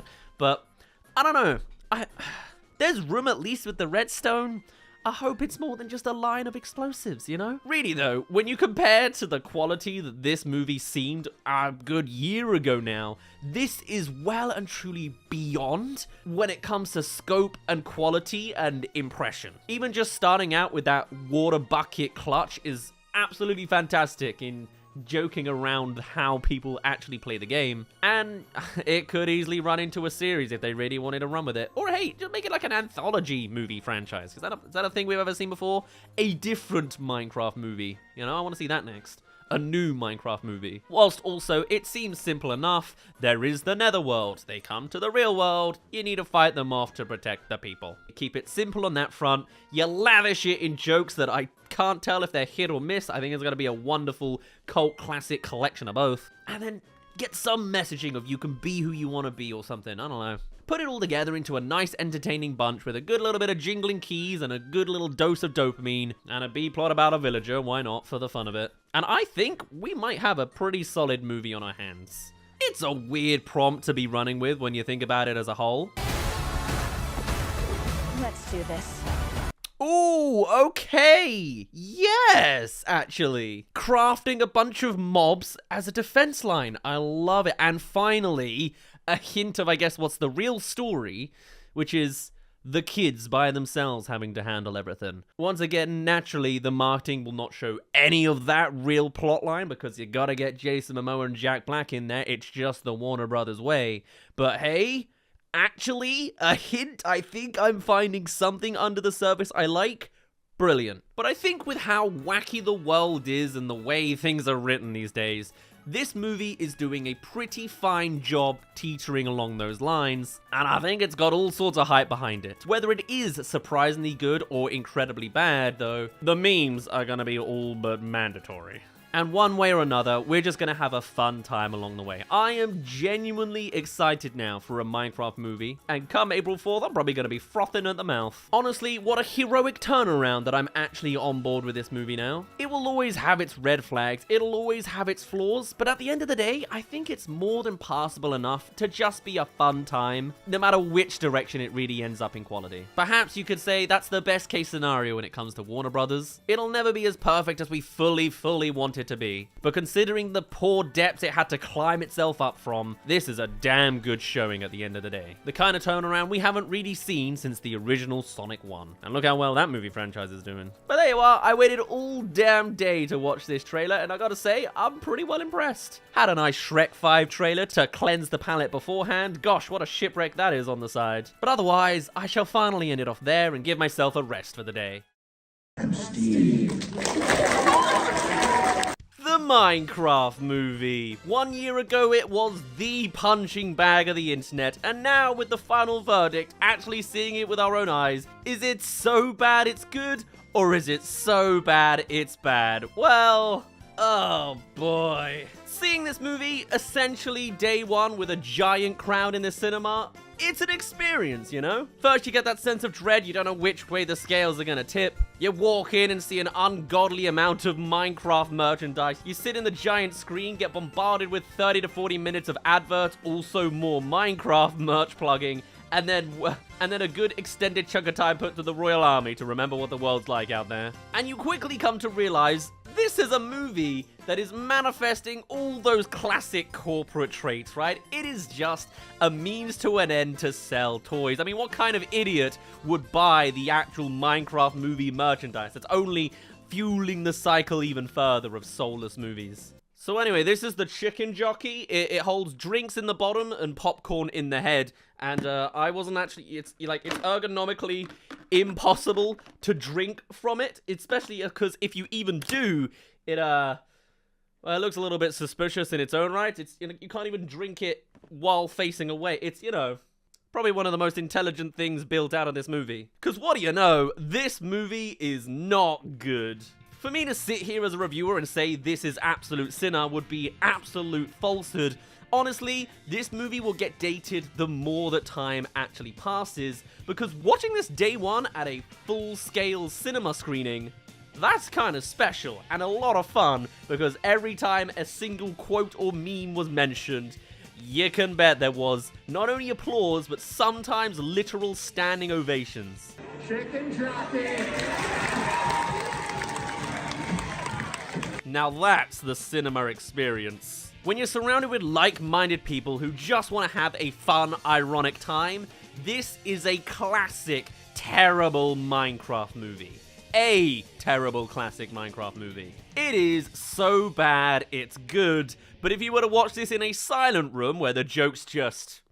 then you're genuinely not going to enjoy yourselves. This movie is poorly put together. It is mostly pretty damn good in being a faithful adaptation of the Minecraft mechanics, but as an actual story with writing and narrative, it is paper thin. There is almost not a story. There is so little thought put into it. For a start, the first 20 minutes is a long chunk of build-up. And you know, sometimes that's good. It takes 20 minutes for them to reach the Minecraft world. But what we get in its place as the stepping stone into the Minecraft universe to introduce new people that might not know all the mechanics of Minecraft, i.e., you know, the parents, is a lightning fast 8-ish minute sequence of Jack Black doing all of the Jack Black things at a breakneck pace that's hard to follow, even if you know the Minecraft stuff. They're the villagers! The total pacifists and vegetarians.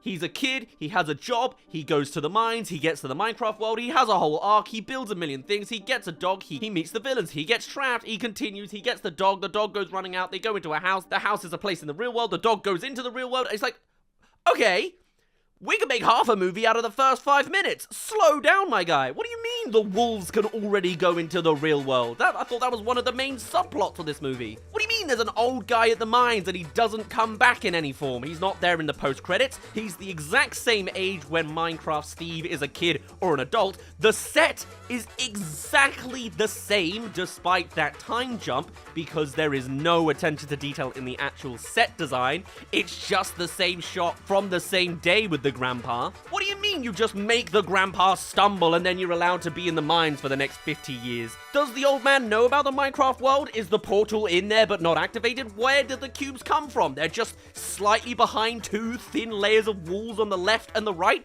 Why did the old man not follow him into the mines after being slightly stumbled? Did the old man age between the young and old Steve? Does Steve age since Steve went into the Minecraft world or not? Is there a time jump between the Steve that goes into the world and does the survival experience? Or is there not? It seems like his job was baked around the 90s and 80s aesthetic, so maybe it attaches to the backstory of Garrett the Garbage Man. But no, I think he just sort of walked in for a day and then now...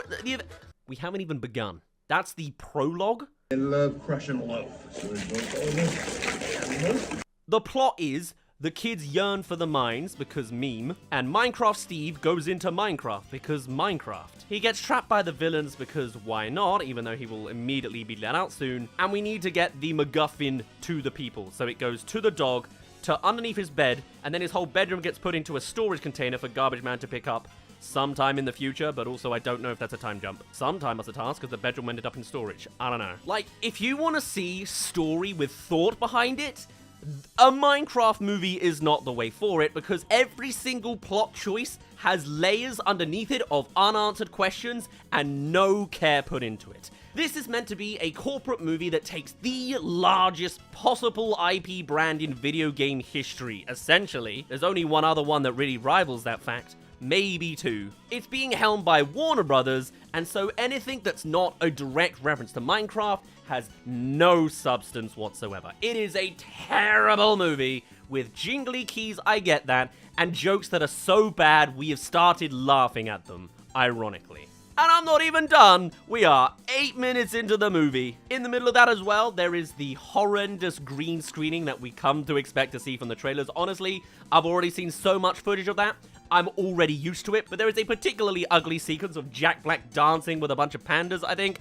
Horrendous. It's ugly on the eyes. They didn't reshoot anything after the backlash, they just ate it. It's nice in the village, and indoor sequences look nice, because they've built something, but when they're just standing around CGI little pockets, oh god, I can't wait to make a terrible episode on this movie. And one more thing before we finish the prologue, if the kids yearn for the mine so much, why didn't he just get a job as a miner? There clearly is still a miner, a very, very old miner. He didn't need to get an office job at all. Kind of. I mean, I guess it was dying, but they didn't really, there's no substance. Now, where do we go from here? It's at this point we need to get all of our characters into the Minecraft world, so let's talk a little bit about each of the characters, right? You got Jason Momoa as Garrett the Garbage Man. He's your classic loser, butt of the jokes for every single thing. He's not had a win in life for the last 20 years. He's not attached to the time jump that Steve might have had in the past, but not really. And everything that possibly happens to him goes wrong, though he's going to be arrogant and confident about it. It's him that discovers the cubes that take him to the Minecraft world, and that scene itself actually has a whole bunch of YouTube cameos, which is, you know, nice. A little bit of jingly keys, a little bit of nice representation. They don't say anything, they just stand in the background and watch as he does one of those cringe humor sequences of making a mess of himself. And the thing is, right, when I was watching these trailers, I didn't like anything I saw with Jason Momoa. I think it's clear this is a guy trying to show off some of his comedy chops, and the writing, which has no narrative depth or thematics, also can't write comedy for him well. Jason Momoa is 80-90% bad. It's a lot of that one joke steamrolling through this movie unapologetically. Now that last little 10 to 20% that's good is the occasional times when him doing the same-ish scream works. Faintly, there's a nice shot of him being pulled by his buck chuckets that I think was entertaining. Pretty much every other time he's flung around the room, no. And even when they later on try and do an emotional bit with him, it's like there's no fuel for it, but we'll get to the emotional part later. Now the other two kids are combined as brother and sister, with the older sister taking on a motherly role for the something happened to their mother, father never mentioned kind of trope. She has no ambitions other than trying to make things good for her little brother in taking on that parental role. And that's, you know, a theme you can play around with. They ain't gonna do this well at all in this movie. And then on the other side, you've got the little brother who's way too smarmy, witty, and cool. You know, he's able to say, wow, this is cringe, I don't like any of you, you're all weird, and I'm really smart. And he also gets nothing in a sense of development in this movie. He goes to school for the very first time, aware that baking a tater tots pizza is cringe, realizes Garrett the Garbage Man is cringe, and then he draws a rocket-fueled banana instead of a real-life banana, as if to insinuate he's the guy with imagination, you know? You really start to hook into the ethos of what Minecraft as a video game is leaning towards. On that vibe of infinite creativity, you can build what you want if you're smart enough. It's that human, imaginative spirit, right? But then he goes on to physically, magically build a jetpack in the middle of first day of school, and the only reason it goes wrong is because some bullies cut a wire, and then it doesn't even make it not go, it just makes it careen to one side. Okay, so he's smart enough to successfully commit to a jetpack as long as he's not sabotaged. We'll keep that in mind. Let's see if he explores anything more about imagination or creativity. Let's see if he gets smarter, learns how to do something better, or if he'll stay in the exact same spot and nothing happened to him. You'll never guess where that's gonna go. There's then our fifth character, a lady who's generally like a mentor, helping around with the sort of admin side of something or other. I barely even know what she is. She's apparently got a trait about being really good with animals. She's got a million side hustles with them, and you can see that they could have done something there. You won't see it, not really. And it's interesting because there's definitely an idea that they could have played around with of representing the 4 or 5 different play styles of playing Minecraft. That's not something we haven't seen before in general media. Maybe a bit of a weird comparison point here, but take for example GTA 5, right? That introduced 3 different players with 3 different perspectives, all kind of representing the ways different gamers played with the past Grand Theft Auto games. Namely going from the Zero to Hero arc, focusing more on the story and the themes and messagings of the game, or just going out and causing absolute chaos in the gameplay. That's that ethos wrapped in a bubble, and you could have done something here about. This guy likes to fight the mobs, this guy focuses on crafting, this guy focuses on building, and this guy focuses on, I don't know, making some horrendous torture device, you know? There's definitely an element of, do you mine or do you craft? Do you explore or do you build, you know? That's not really what's going on here. We got the one creative kid, the adult that knows everything, the adult that's just the punching bag, the girl that's gonna call everybody out, and the other girl that reacts to stuff. That's their archetypes. It's really bad for narratives. But you know what it is good for? Now let's talk about the villains. So it's a bunch of like pigmen, piglin mobs. The main villain, sure, going along. They have like a collection of commanders that go up the scale that they talk to. I gotta be honest, the worst one by far has to be the Commander Chungus, which is a couple of things. First of all, it's a weird adaptation of trying to make TikTok and internet meme slang work. Chungus is so old already that that's dated, but also they unironically say the line, "I've been sent to unalive you," which I didn't think I hated that badly, to be honest. That was fine. But also with them, God, I just hated their voice and their attitude. Like, it's clearly a comedy, but God, he was a grating guy. In this world of just like everything going on, you then just have this guy being like, "So does that mean I'm fired?"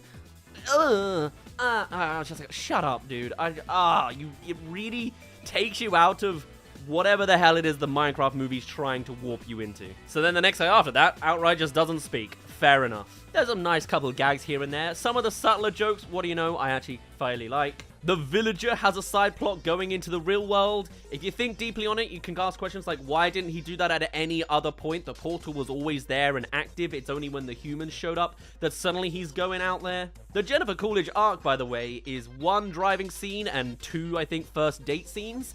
And it takes place across the entire movie. While these characters are doing a million scenes and events and locations, the villager has done nothing. It's just one joke, but, you know, ironically, probably one of the more enjoyable, not serious, but, you know, at least they can act, so that's a plus. I don't even think it's necessarily the acting's wrong. I think it's just the directing and the tone and the writing is really off in a lot of places on this movie. But now we're in the Minecraft world, we're really getting into the nitty-gritty of it all, right? All these characters are flawed and thin, but then all the Minecraft things happen around the world and you can enjoy it with a little bit of eye candy. They do use a little bit of extra time to put in a very specific CGI cameo appearance for Technoblade as the pig with a crown on it and calling him a legend, and that's honestly really, really nice to see. That's a legend. And there's also a cameo from at least one of the Minecraft devs. Somehow, despite being in a full decked out cinema screening, no one else seemed to react to them. I guess it's more subtle. They're in every single Minecraft announcement livestream, so I'm surprised nobody noticed, but there you go. It's funny that so many of these video game cameos are coming out from the waiter role. That's a nice little in-joke I can see brewing. Oh, that's it. One of my most favorite jokes in this movie is a subtle one, where or one of the other waiters is like, is he Finnish? No, I think he's Swedish. As like a, nice little reference there. But yeah, the actual plot when they do the Minecraft movie stuff is there's nothing. I thought it was going to be revealed that the 2 kids were the real protagonists and the adults get taken out of the equation. No, Minecraft Steve is there essentially the whole time. He just sort of strong arms his way all the way through, and every single potential emotional conflict has no gust behind it at all.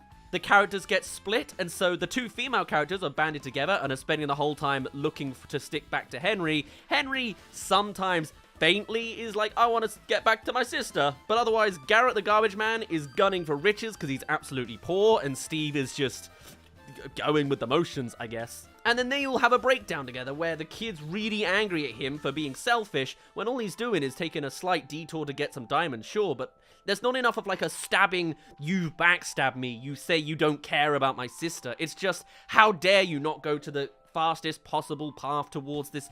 And you know what I mean? There's just not a lot there. That same kid is also upset at his sister for saying that he blew up the potato factory, which is something he did in the real life with the jetpack. And it's like, yeah, but he did do that. Like, I guess if you're insinuating he can't be here in a creative world because his creations cause drama and damage and problems, then yeah, say that instead. Like, there's semblances of traits and ideas. No one does any of it clearly, even faintly well.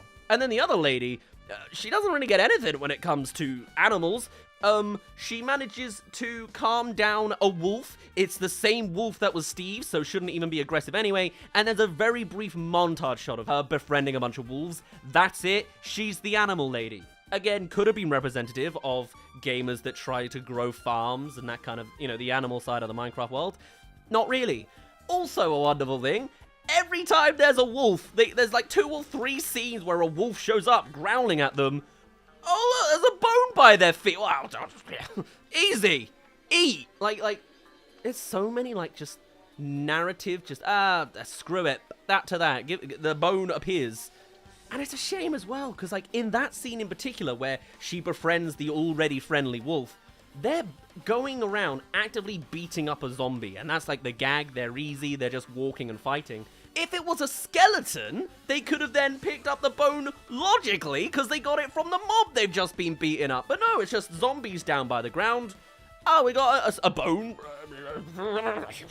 You know, like, there's no real thought behind this, because it is a soulless corporate movie. And the fact it's doing so well is entirely fueled by irony that I don't think Warner Brothers has the ability to actually upkeep. I don't even think they realize what they've made here in an ironic sense. Not to mention the fact, and it's like, I already said that this movie would get more outdated the further we go from the, yeah, he said the line, you know, unless you set up another drinking night with a bunch of friends.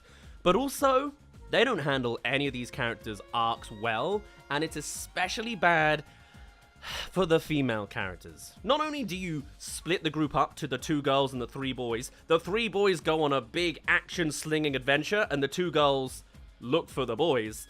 But also, even on their arc, they spend a chunk of time looking for a map, and it doesn't work. They try and do a brief build of a boat, and it doesn't work. They beat up a mob and find the dog that will guide them to the boys. Okay. And I guess apparently in beating up that zombie, that is now the new passion of the older sister turned mother figure. She spends the whole movie only caring about her little brother, and there's something familial about that that's, you know, could have been nice. But it turns out that fighting, the martial arts, is now the passion she's gonna follow into the epilogue. Which is like, okay, cool, so female character becomes fighter. That's how she's strong. Okay, what else does she do in the movie beyond just talking about being in the mother role? Oh, well, they go out of their way to, after this point, build a mushroom house and then stay in it. And that's it. And, like, the boys will end up in that mushroom house where they say, oh, how did we get here? And it turns out the girls saved them while they were unconscious. Is there a scene of that? No, they just appear in the bed in the mushroom house where the girls are just, yeah, we built a house. Okay. No, you know what I mean? Like, it's nothing egregious, but you've taken the 2 female characters, taken them out of any of the story or the adventure or the action, and then you've made them do the housework. They build a house and wait for the boys to show up. And it's like, that's not, like, you know, considering Minecraft is one of the biggest video games of all time, and with it comes a massive female player base, I don't know, it would have been nice to represent a little bit more for them, you know? Not to say that they have to be the upfront action fighter. In fact, I almost feel like that's, in its own way, a little bit reductive, and is what they kind of do. It's all they came up with for the end. Oh, she's a badass girl now. She fights. Like, isn't this kind of the trope that the Jumanji remake was kind of parodying off of? How have you remade Jumanji again and then not picked up the sort of points and slight elements of depth it was going with? It's a little bit of commentary on the weird representation of females in video games. So why did you just take that and then make that real? Kind of. They just chucked it along in the prologue anyway. She doesn't seem to actually be like that in the Minecraft world. Whatever. Speaking of, everybody else equally as thin and nothingness, right? Considering Minecraft was meant to be this idea of imagination and creativity, the boy, is he imaginative, creative, and smart? Yeah. Does he show it in the Minecraft world? No, not really. He does at the very, very start. He builds a gun. He builds a tater tot gun out of a crafting table. Cool. Weird. Kind of a shame that you have to explore out of the bounds of the gameplay of Minecraft in order to tell a movie. I kind of like the idea of, you know, keep it in, but hey, I'll be always a Gen 1er that wants things more faithful. But he does that at the very beginning. He's smart at the very start. Does he build anything else? Does he do anything else creative? No, of course he doesn't. He will then go along, if you watch him through the rest of the movie, he's going to follow Steve and Garbage Man as Steve tells them where they're going, slightly influenced by Garbage Man, and he just follows along. You know? There will be a montage later on of building something, in that it's a collection of iron golems. That's it. There's no big inventive build. He builds a castle, a wood cube, to defend themselves in the beginning. You know what I mean? Like, for it to be all about creativity and imagination, with a lot of parallels to the likes of the Lego movie, nothing gets made. I was concerned when I saw in the trailer the animal girl building a explosive line that's just a single line of redstone with a lever at the end. Yeah, that's all she does in a montage, and they're like, yeah, wow, I did it! You drew a line in the ground. Incredible. Considering the fact that in the real Minecraft world, you can build an unending amount of amazing creative things, even if you skip over the actual production and just cut to the end. I mean, Steve's been here for years. Why hasn't he built a functioning physical typewriter? That'd be a crazy fun joke, you know? It's like, oh yeah, I got bored after I built Steve World, I built a functioning typewriter over there. And they'd be like, why would you do that? And you'd be like, oh, I felt like it, I had the time, you know? You can build these giant music box sequences that play real songs. Remax is this gigantic megalomanic building. He builds a bunch of faces in the opening prologue.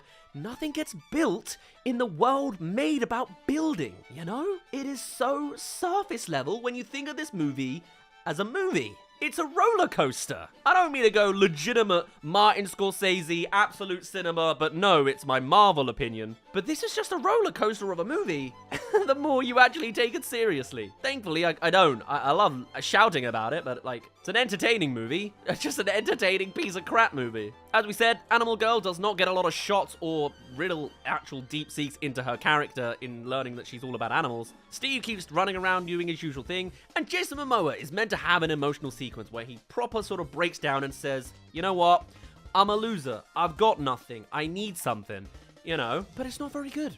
It's not given enough time, it's not explored long enough, it immediately just turns back into the kids shouting at him because they're not immediately going to the sister, and it's just, you know, just a shallow movie in the middle. And then soon enough, we're coming to the end of the movie. By this point, we've had Chicken Jockey. The kids run around in the treasure room in the Woodlands mansion. And since there is going to be no giant build, I guess I won't spoil it for you too much now. But I kind of thought that there would be a hint, like a reveal, that he secretly actually looted everything in that treasure room that they would then use in the final sequence to build a big thing. They build a line of iron golems. Maybe they use some iron ingots from there, but otherwise they didn't. I think there's a couple appearances of the totem of living, undying, and that doesn't come back. There is no one-up. No one respawns in a bed. They do a sequence with the Enderman, and that's nice that it's actually like a psychological attack. The kid then just blinks out of it because plot needs to move, I don't know. Or even just, I've completely forgot. I've done so much skipping around. The kid also does just randomly start punching a tree to get going. Like, that's a real solid beat you need to make people understand. How do you get people to do the leap from real-life logic to Minecraft logic? They don't. He bumps his head on the middle of a tree and it breaks in one block. So his next step is punch it multiple times and it becomes a block. Like, that's a stretch of an action. Garbage Man accidentally discovering one hit with a shovel does something logically makes sense because he was by a shovel and needed a dig to escape. Just, you know, there's no thinking in this movie. If you do dig hard enough, maybe sometimes you'll find something satisfying, like the kid recommending a way to get through the Woodlands mansion quickly by referencing a speedrunning technique of building up the side and jumping through the window. Don't know if it's meant to be a speedrunning reference, but I know enough of Minecraft speedruns to know it could be. Kind of. Whilst at other times, if you look into it deep enough in the sense of look at the most recent Minecraft update, you'll then find that actually it's horrible looking at what happens to the ghasts in this movie, because yes, they are in the overworld now, but they're sad, and you feel bad for them knowing their lore, and that they're actually sad and because they're from the Nether, and they cry healing tears to save their children, and they die with sad faces on. They're not angry the whole time, and you're like, oh man, You've just introduced to me as horrendous, sad, tragic ghast lore, and now I have to watch them being exploded unceremoniously with no good ones in this movie. Why didn't you mix this movie in with the latest update? There's references to some of the other updates, like slashing down with a sword and a couple other things here and there, but like, why would you not do that? It wasn't delayed, was it? So reference the current... you know what I mean? That would have been great as well if you saw a happy ghast in this movie. That ties so much better to the latest update we've seen in the actual games. Am I stupid? Anyway, we're now coming to the spoiler territory. We're coming to the final act of the movie, so be warned if you want to know. It's all equally as bad. I like that they set up a lineup of iron golems. That was like the most creative thing. But even then as well, they introduce a Boots of Swiftness boosted iron golem. For some reason. Why?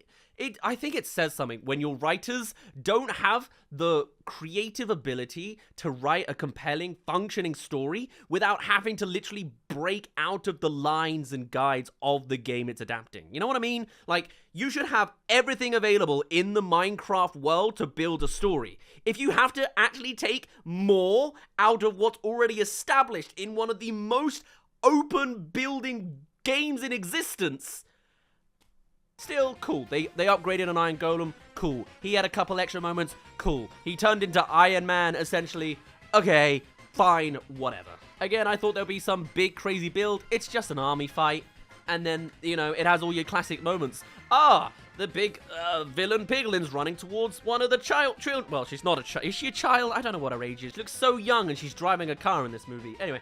You know, she's being charged, and then one of the other characters whistles, so they stop attacking the child in front of them, turn, ready to be attacked by a bunch of wolves. It's a lot of just like, man, what are you doing? What is this? What's going on here? The kid goes up using an ender pearl that was shot from his gun. That's nice. To get to the cube and then falls down. They get saved by a Deus Ex Machina. The garbage man lived because he was supposed to die off of an explosion, but there was clearly a body of water underneath the bridge, so of course he was going to live. But also, apparently he used the water bucket trick to survive, but you saw he was above a river.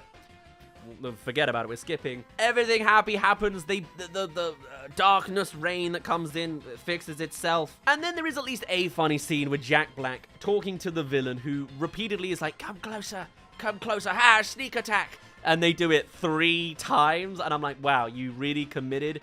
It was funny-ish, not funny, and then funny again. But then also, the moment you look at it and ask questions, it suddenly doesn't make sense. Like, this villain goes out of their way to have a tiny, tiny potion of non-zombifying to give out to their goons. It's clearly not enough to fuel them, but works enough. But then by the end, the whole army's coming through, and they're swinging, like, I've forgotten what it's called, but, like, stuff that stops them zombifying.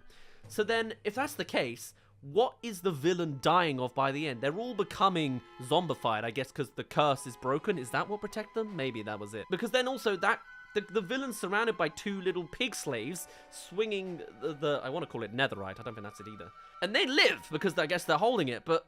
It's like, is it because are they stepping away from the villain, so that's why they're becoming zombified? Or did they get a stab wound that Steve didn't show? I doubt it. And even then, there is more that happens to a piglin after that. There are zombie pigmen, you know? But we don't see any of that. We don't see them all becoming zombies at the end. So, none of it makes sense when you think about it. Because you're not meant to think about this movie. You're meant to consume it out of your chicken jockey popcorn machine, you know? But head empty, just like the movie. And so with the villain defeated and everyone available, it's time for the epilogue of the movie. Time to wrap together all of the messages and the arcs. What is the solution for everyone's problem?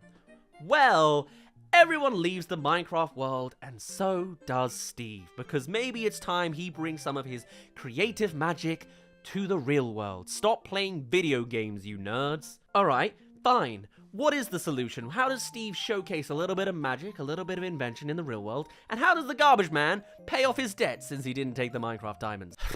The answer is they band together and make a new indie retro arcade machine game. And it's like, okay, You became entrepreneurs to come out of your poor lifestylings. Sure, what a wonderful classic pipeline that is. But also, you didn't modernize with the times. You're stuck in the 80s era of wins, so you just create another 80s era game, and magically, it succeeds, despite me knowing no real arcade machines popping off of the shelves like that. You've done no market research. It's not even that you made the Minecraft video game. You just made the same fighting game that you've always been playing, but with a different skin. That's not creative. That's plagiarism. That's tracing. But hey, it solves all of their problems. Sure. The older sister mother learns she wants to be a martial artist now because ka-chow. Whatever. And the boy, bloody hell, the boy goes to school the next day and successfully builds a jetpack. Woo! He could have done that from the start. He was sabotaged. He didn't get smarter. He just didn't get sabotaged this time. He's done nothing. He showed up, I can build a jetpack. And now, next day, I can build a jetpack. It works this time. Then what are we doing? Where is the intelligence? Where is the creativity? Where is the ethos? Where is the Lego movie in this Minecraft movie? You know what I mean? The Lego movie was far better than what it was expected to be, just a shill of a toy IP. The Minecraft movie is what we thought the Lego movie was. There is no faith in storytelling, and there's no faith in sales either. This is the largest top 3 video game brands of all time, and it is shoved 90-80% with Jack Black shenanigans and Jason Momoa tries comedy. There is no faith in the real original protagonist characters. It's look at these celebrities doing funny things. It's funny that they have a funky, semi-homoerotic relationship vibes to them, but they don't trust you to enjoy the story unless it's 2 of the biggest Warner Brothers contained names that they have, you know? Well, that's Jason Momoa at least. Jack Black, he gets around. Oh, and the other lady, yeah, she gets Steve's dog and then shows him around, like, it's like, oh, look at my pet. It's a cube, ain't that cool? And it's like, okay, so what did she do to earn that for a start? Why does she earn a dog? Why is her talent, look at my dog? And why doesn't Steve get to keep his pet? Because she's good with animals? It's his pet! And then there's the post-credits scene. Oh my god. So, the villager ends up marrying Jennifer Coolidge, and you're waiting for it, right? You know why they hired Jennifer Coolidge for this. She literally embodies, and you know what? She does speak villager. She, it turns out, learns how to speak villager language. The villager learns how to speak English, and of course, it's the voice of the Jumanji guy. You got a lovely reference there. She's right, Clemente. You totally and now. But when Jennifer's doing the villager voice, she doesn't go, once. She goes, that's not the villager voice! And that's not even it. That's not even it. There's no old man in the credits. I thought maybe he was going to turn out to be Herobrine or some sort of twist of, I don't know, man. Literally anything. He just got stumbled and then phased out of existence. And then at the real post credits, you know, what else is possibly left? If it's not Herobrine, what is it? It is Steve going back to his original house. Someone new has moved in. It's the back of a female's head. They're ginger. They're wearing green. It's the sequel bait lineup for a new Alex character. Bing, bam, boom. Hit your bingo list, center of the board. Bingo! You come out of the movie, you buy all the merchandise, you realize that all of the local McDonald's are running Minecraft merchandise, and it's not even a Minecraft thing, it's a freaking Grimace McDonald's merchandise just cubified. What a waste! And you realize, of course, this was the punching bag of the internet for a reason. It wasn't getting Sonic the Hedgehog reworked, it is Warner Brothers. They double down on the crap. They don't have faith that a massive IP will get anywhere without a celebrity introduction. It jingly keys so many Minecraft references, which is cool, and then expands the universe more, not into actually explore new territory, but just because they want to, I don't know, they couldn't make enough out of the sandbox they had, and there is just no depth to any direction. The emotional conflicts are naff and contrived. The story direction is just a generic slog along. The representation of the characters is terrible and bafflingly flat. The villains are just horrendous, the visuals are ugly, especially when it's green screen and not the set design. The YouTube cameos are nice, that's cool. And this movie is only gonna be more dated the more time passes. If you go to a quiet screening where people aren't laughing at everything ironically, then it really does just show how much of a terrible movie this is at its core. You might be lucky like me. When they said chicken jockey, the audience literally gave a standing ovation. It is the Minions wearing suits vibe. But otherwise, when you actually think and critique this movie, there is barely a single block's worth of depth beneath this movie. Also, there's 4 mini musical sequences because Jack Black does his thing, and they're all, you know what I mean? But of course, with so many people watching it, me going out of my way to buy the merchandise too, I'll keep that in the background from now on as a permanent memory of what we've done, maybe on that box over there. And you can bet there will be a sequel. They'll keep running it into the ground, and I bet they won't even know what ironic ground they've built. But did I have a great time with the Minecraft movie? Absolutely I did. This is pure entertainment because it's just absolutely awful. Watch it with friends, get a little tipsy. It is cinema, but it is absolutely a roller coaster cinema experience. Of all things, the Minecraft movie has just blown the roof completely off. Within the US alone, already a $157 million opening weekend. The Meme Movie. The movie which, when that first trailer came out, kinda looked like a bona fide flop waiting to happen, has now already passed $300 million worldwide. That is literally a domestic opening larger than Barbie. After so much speculation that a Minecraft movie was almost a decade too late, not to mention a god-awful trailer that we will never forget, it seems as though the Minecraft brand is stronger than ever. That, or it really was just the ironic marketing. And perhaps in that sense, all of the negative reviews only acted to fuel it more. Because from a logical standpoint, you'd think a bad movie would have absolutely everything against it. And yet still, seemingly all of the Minecraft fandom has come to see it. And I can certainly vouch for that myself with the ironic kind of audience, since in my very own cinema screening, there were full-on standing ovations to Chicken Jockey. And I bet if they did a rerun, it would be all the more quoted now we know the other lines. It's almost like the terrible nature of that first trailer was so bad that over time, it mutated into intrigue to see this train wreck.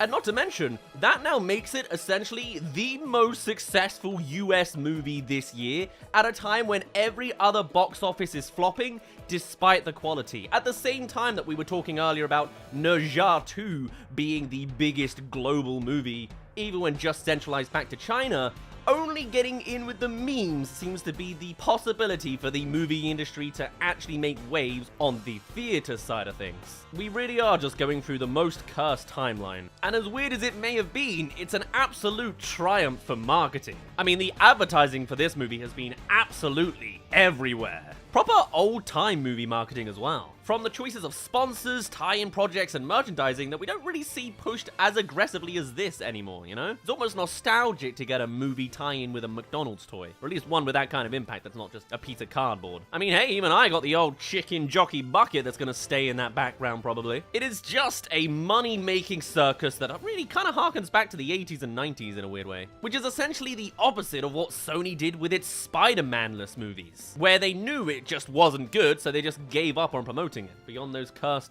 popcorn buckets. And to be fair, I think a lot of us would rather see something that's so bad it's good than something legitimately terrible and miserable to watch. This level of advertising successfully pitched this movie as a fun, colorful ride for all of the family, which, whatever you think of the movie, isn't exactly a total lie, you know, it's entertaining. It's just mindless family fun, coated in fan service, which was just the perfect storm. The creativity from the marketing department is weirdly more commendable than the creativity of the actual movie. But I mean, I'll hold off on critiquing the specifics of the movie. I've already done that for over half an hour on our main review.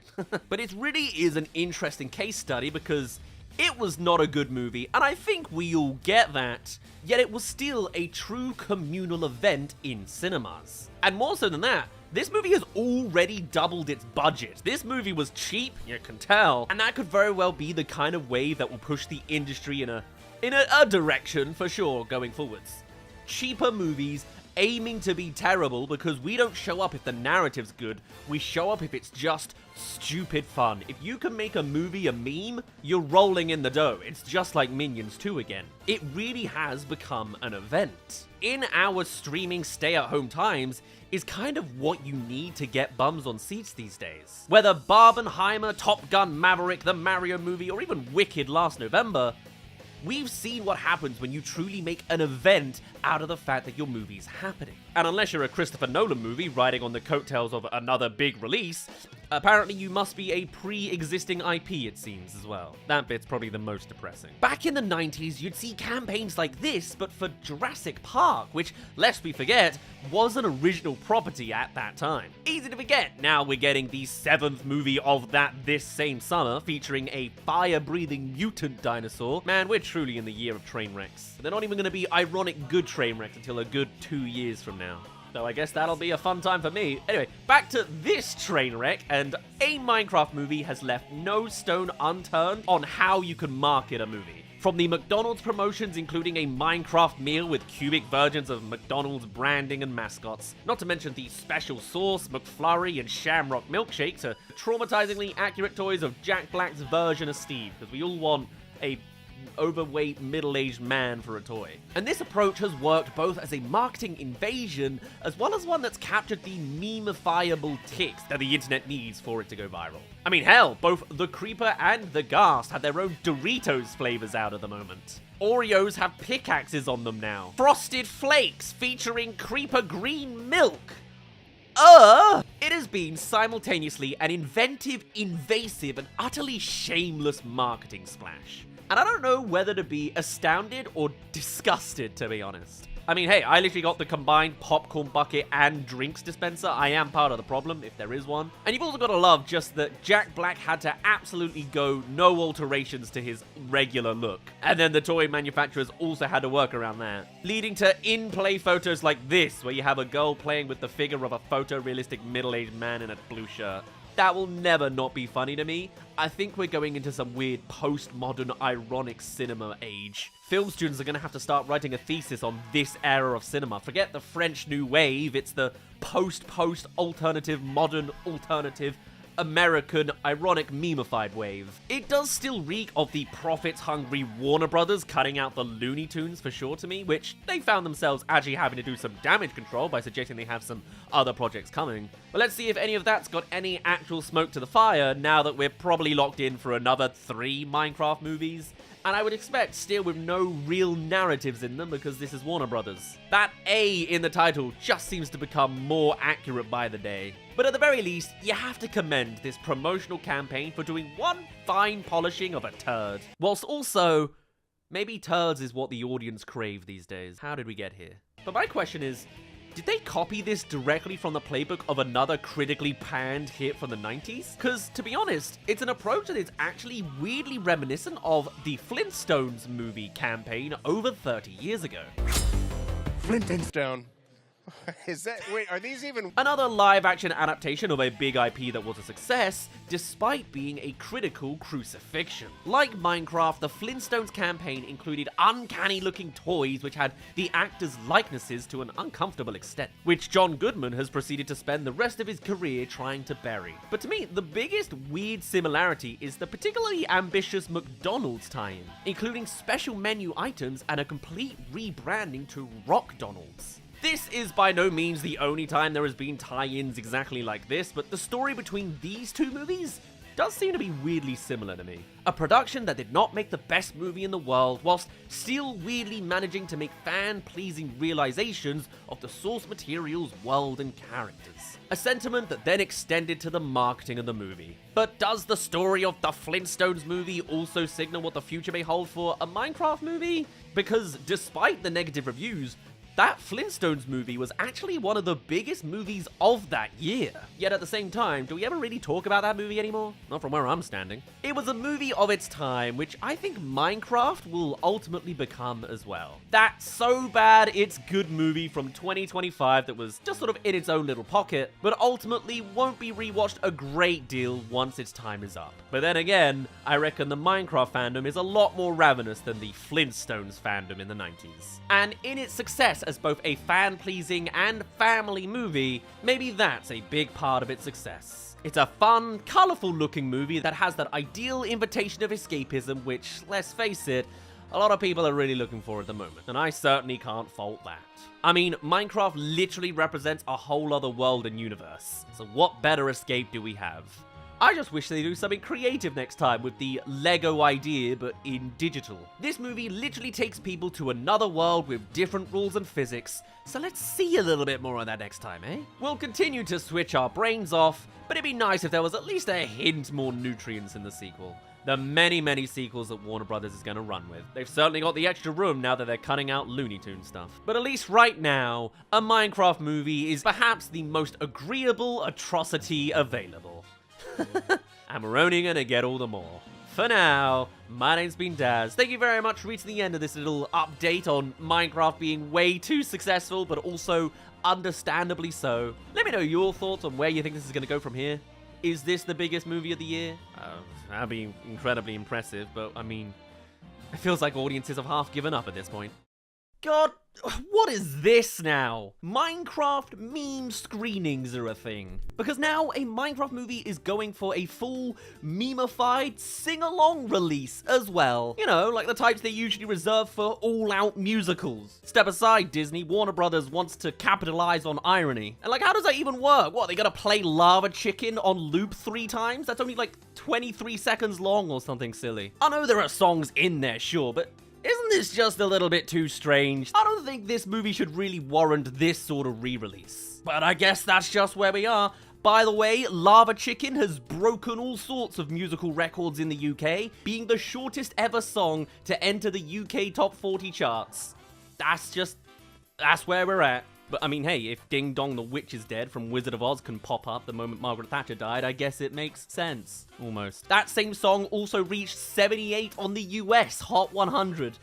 Apparently the Brits like it more. Interesting. I can only imagine the life that song would have had back pre-smartphones when everybody was Bluetoothing sounds to each other. God, I'm old. But no, as it's officially going to be called, the Block Party Edition, doesn't really make much sense for sure, is just there to further its optics to being a recipe for disaster that traumatizes the front of house staff. You know this already, right? Popcorn is practically becoming a weapon of domestic crime at this rate in cinema screenings, so now they are officially platforming it to presumably make it all the worse. At least, I guess I've seen examples of screenings focused on being crazy, so that it can be funneled away from just general public viewings. And yet, this isn't even necessarily a new phenomenon, as this kind of extra edition has been going on since the Rocky Horror Picture Show screenings started happening, which have now been a thing that continues to happen across the world every year. It's like Minecraft has become a cult hit with a pre-built-in fan base, no pun intended, but it's also a mainstream success as well. Who knows where it goes? I mean, hey, the Minecraft fanbase is sort of a cult. It's just a really, really big one. It is the biggest umbrella you can really do for gaming, other than Fortnite at this point. Or Pokemon, I guess. At least on the gaming side specifically, the official statistic is a 200 million annual users kind of size to this cult. But yes, a Minecraft movie has no plans of leaving the big screen anytime soon, with a new set of screenings that will seemingly only encourage more of the controversial behavior we've been seeing in theaters worldwide. This at least appears to be doubling down on the chicken jockey shenanigans. Maybe it's the first time the marketing understood what they were doing and what they'd created. But like, what's gonna happen? Are they just gonna have the words chicken jockey flashing up on the screen for that 1 second shot? Is the whole movie gonna have subtitles? Are we just reinventing audio descriptions? Where else can you go? Do meme edits suddenly start popping up on the screen after I Am Steve happens? Are we gonna hear Deltarune's A World Revolving remix shoved in the moment Jack Black opens his mouth? Like, where are we going? Why do I want that?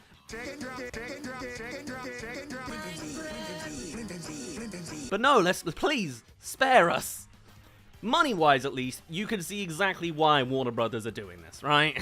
That's really all they care about after all, and somehow it's landed in their lap like this. A Minecraft movie is the biggest movie of the year so far, grossing over $800 million already. Even if it falls short of $1 billion, it has very much been an exceptional success. I mean, the movie cost $150 million to make, for context. In a year that's so far been a terrible one for the box office, probably because no one can afford to go anymore as well, an $800 million movie is a miracle. If it does get past $1 billion, even better. Alas, the likely motive behind this meme re-release. I am so mixed on the success of this movie, I gotta be honest, because I'm glad to see some hope for the movie industry in its success, and it's nice to see it's a video game adaptation. I'd love to see more of those, but I also despise the current running of Warner Brothers being at the helm of it all. Not to mention, the actual final product is genuinely bad. And not in like a, oh, the plotline's stupid, but kind of in more of a, wow, they really misrepresented the female characters bad, you know? Is it really impossible to make a meme movie that's also good? Maybe, but why does it have to be Warner Brothers, man? And with both this and Sinners now also being a huge success for them, they kind of seem to be getting rewarded for their decisions, which is a bit worrying in a way, you know? Nonetheless, I'm glad to see we're at least seeing some success this year in that lens of things, because the industry's economy is certainly not getting anywhere from the Snow White remake, you know? Particularly in the case of Sinners, seeing as it's an original movie that got a half-decent budget and then they just left Ryan Coogler be to make it. Probably refreshing for him after the nightmare production of Black Panther 2. Nice to see that it isn't just the big IP guilty pleasure of tomorrow having success, but still, that's the main one. Minecraft has truly captured a cultural moment. It's a moment entirely constructed from commerce and marketing, but it's a moment nonetheless. A bright plastic Happy Meal toy to get us through the dumpster fire that we live in. It has been everywhere and truly made an event of itself. That's what I'm going to keep saying about the more recent successes we've seen with theatrical movies. They have made true events out of themselves. That's what breaks you through the mold. Be it from Barbenheimer to Wicked to Minecraft, they all made themselves known, regardless of if you're part of the fan base already. With sing-along re-releases too, I guess Wicked is the most immediate comparison here, continuing its success through the Christmas season with these kind of special screenings, but it certainly wouldn't have been on my bingo card that the Minecraft movie would be the movie to go, I'm gonna copy a Broadway adaptation of Wicked. But at the end of the day, I didn't have Minecraft being a huge success on my bingo card at all, either, really. The screenings are being labeled as rowdy screenings, which kind of makes me feel sorry for the staff a tad. They didn't get to make an agreement on this. This is all Warner Brothers, the people that are the furthest away from any dirt and grime with their actual fingies, you know? Like before, of course, the behavior wasn't exactly ideal, but was just coming from audiences in their own fruition. With this rowdy specific release, is that really gonna help theaters branch out, having the studio actively encouraging said behavior? I mean, I know that the cinemas are kind of struggling right now, but is this really the solution? I hope they pay double for the popcorn that gets thrown about, at least. Do I? I don't know. Already we've had creators from the movie, including the director himself, just kind of shrugging it off. Which I can see both sides of, as whilst it's tough on the employees, this movie has saved business from these movie theater chains. The amount of merch in the concession sales that they've gotten out of this movie also must have boosted things along. That's the one thing that sort of boosts it up. But having a screening that is actively just saying, go nuts, seems to just be asking for trouble for me. And we've already seen someone throw a literal chicken. Like, how far is this gonna go? Actual fires? A weird way to express a form of protest, almost? In a world that's getting more and more nutty? I mean, it's true that fans have already been arrested in some cases for these behavior, and now you want to actively facilitate more of it? It just seems to be applying the purge logic to this kind of behavior. For this screening, all crime is legal kind of vibes, you know? Is that actually gonna work controlling this approach, or is it just going to encourage worse behavior going forwards? I mean, no one's really been respectful since lockdown, and this might be another filter down into the depths as far as we know. I think that maybe if less social behavior is going to become the norm for movie screenings, having noise welcome screenings may be a shout where people can chat and have their phones out, as much as I don't want to go to that. Kind of the reverse to a quiet zone situation, with regular screenings being stricter on not doing those things. But it is interesting that this is something that may now have been necessary as audiences have become less social in general. As someone on the live comedy circuit, there's been a prevailing sense that audiences have become less accustomed to common etiquette since we came out of the pandemic. And don't even get me started about a bloody rant about vapes. I bloody hate that stuff indoors, and now practically every audience has someone doing it. I'm practically being gassed out of watching live performances half the time, just because I've got sensitive lungs from asthma. But that's a whole separate thing, kind of, I don't know, tangent to be sure. Anyway, going back to that live comedy thing, not necessarily on the heckling front alone, but I've seen people have full-on chats during a live performance like they were in a bar or a cafe. It doesn't even seem to be like they know that they're doing wrong, it genuinely just doesn't seem to occur to some people. And then beyond comedy, you have the likes of Broadway and West End musicals where people are singing along in the audience. And you can see the logic, but you know, those tickets are expensive. You don't pay those prices just to hear someone drunkenly sing out of tune throughout the whole thing. It's like that one year we had indoors completely rewrote a bunch of people's understanding of just how to behave in public. Not the more pressing issue in terms of common decency right now, I know, but it may well speak to the more inconsiderate culture that we're now experiencing in its own small way in all of these different pockets of industry. And it does extend to cinema too. Once again, when I was seeing movies in theaters again after COVID, almost every screening I went to for a year had people talking during the movie in some capacity or having their phones out still. Lest we forget the last big incident of this with the Gentle Minions a few years ago, which was kind of similar to this, but, you know, ironically had a sense of respect. It's clear this is on a different level to that. So maybe it is time to at least address it, and these Minecraft rowdy screenings may well be a good pilot for that. The official title being a Minecraft movie Block Party Edition has Warner Brothers inviting fans to just meme along with the movie, whatever that sounds like.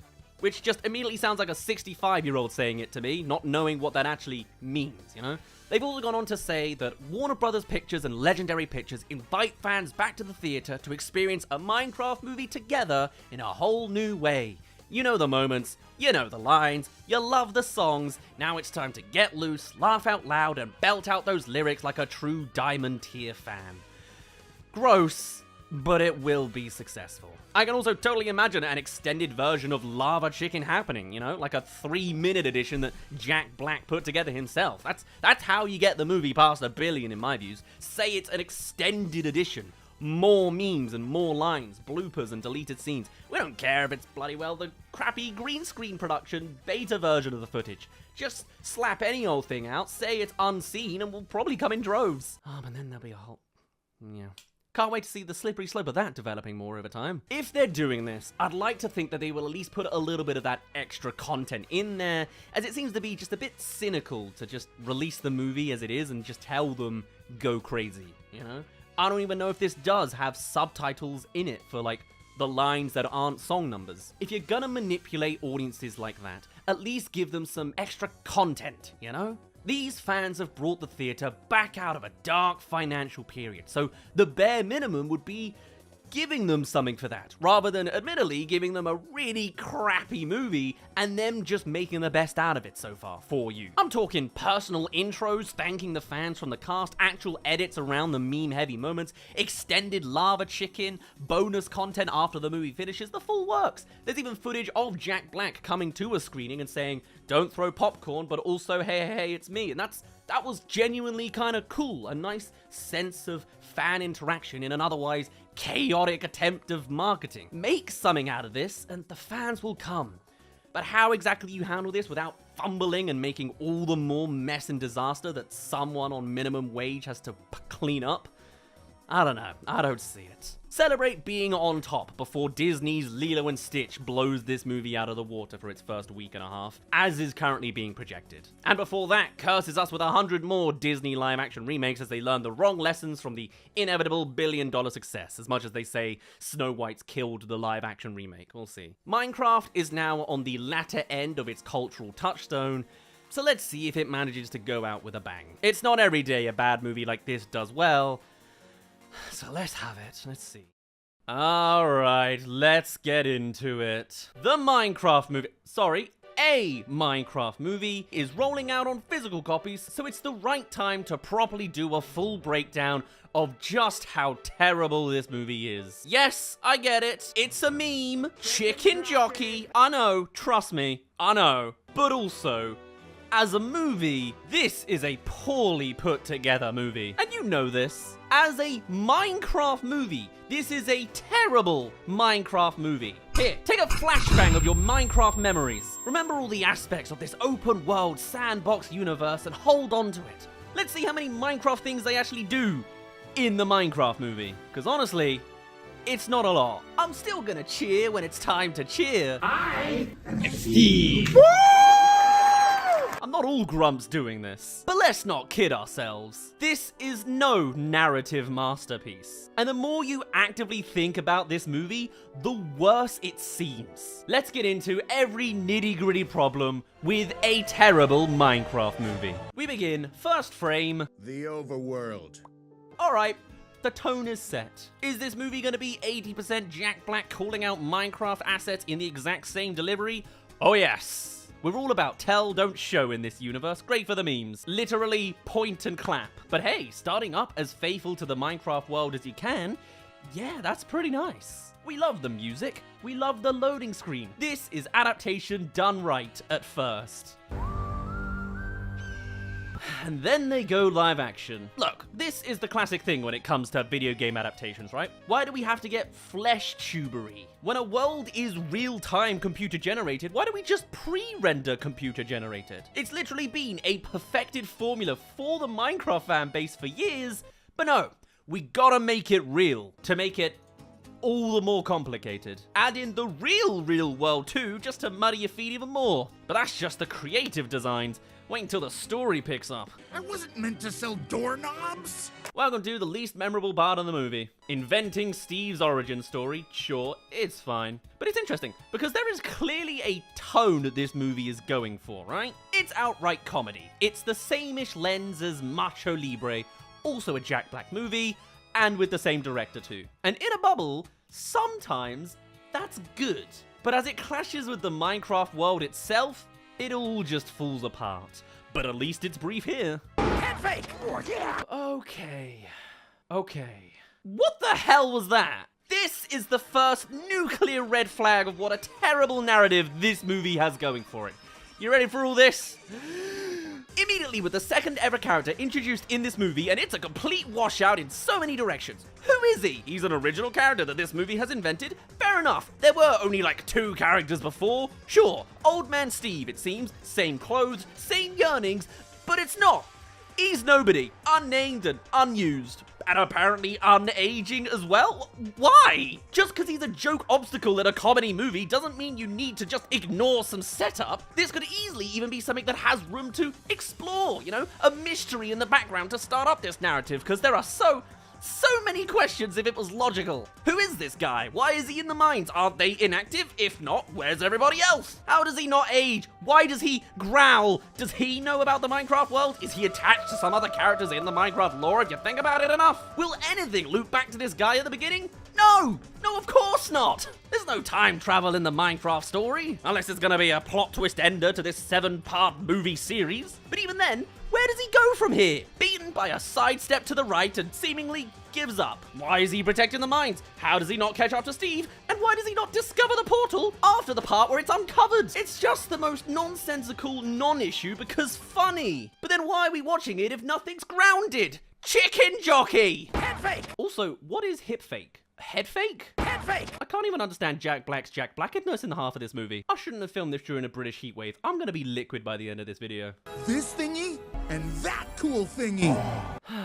So, I wasn't even going to start this point so early, but no, it kind of warrants it here. Minecraft the game is specifically defined by its open world ability to let anyone's creativity be manifested. You have a vast collection of items and blocks with which to build practically anything. It has already more than enough building blocks to complete any story within those barely limitations. People have invented functioning computer systems in-game, and yet this movie, with the writers literally being in creative mode, you know, they can put down any blocks to build this version of Minecraft, still chooses to invent new blocks and new items just to fit their story into the Minecraft assignment. And that, I think, just wraps up how uncreative the writers of this movie really were, because not even Minecraft creative mode was enough to finish their story. Like with this MacGuffin, what is it?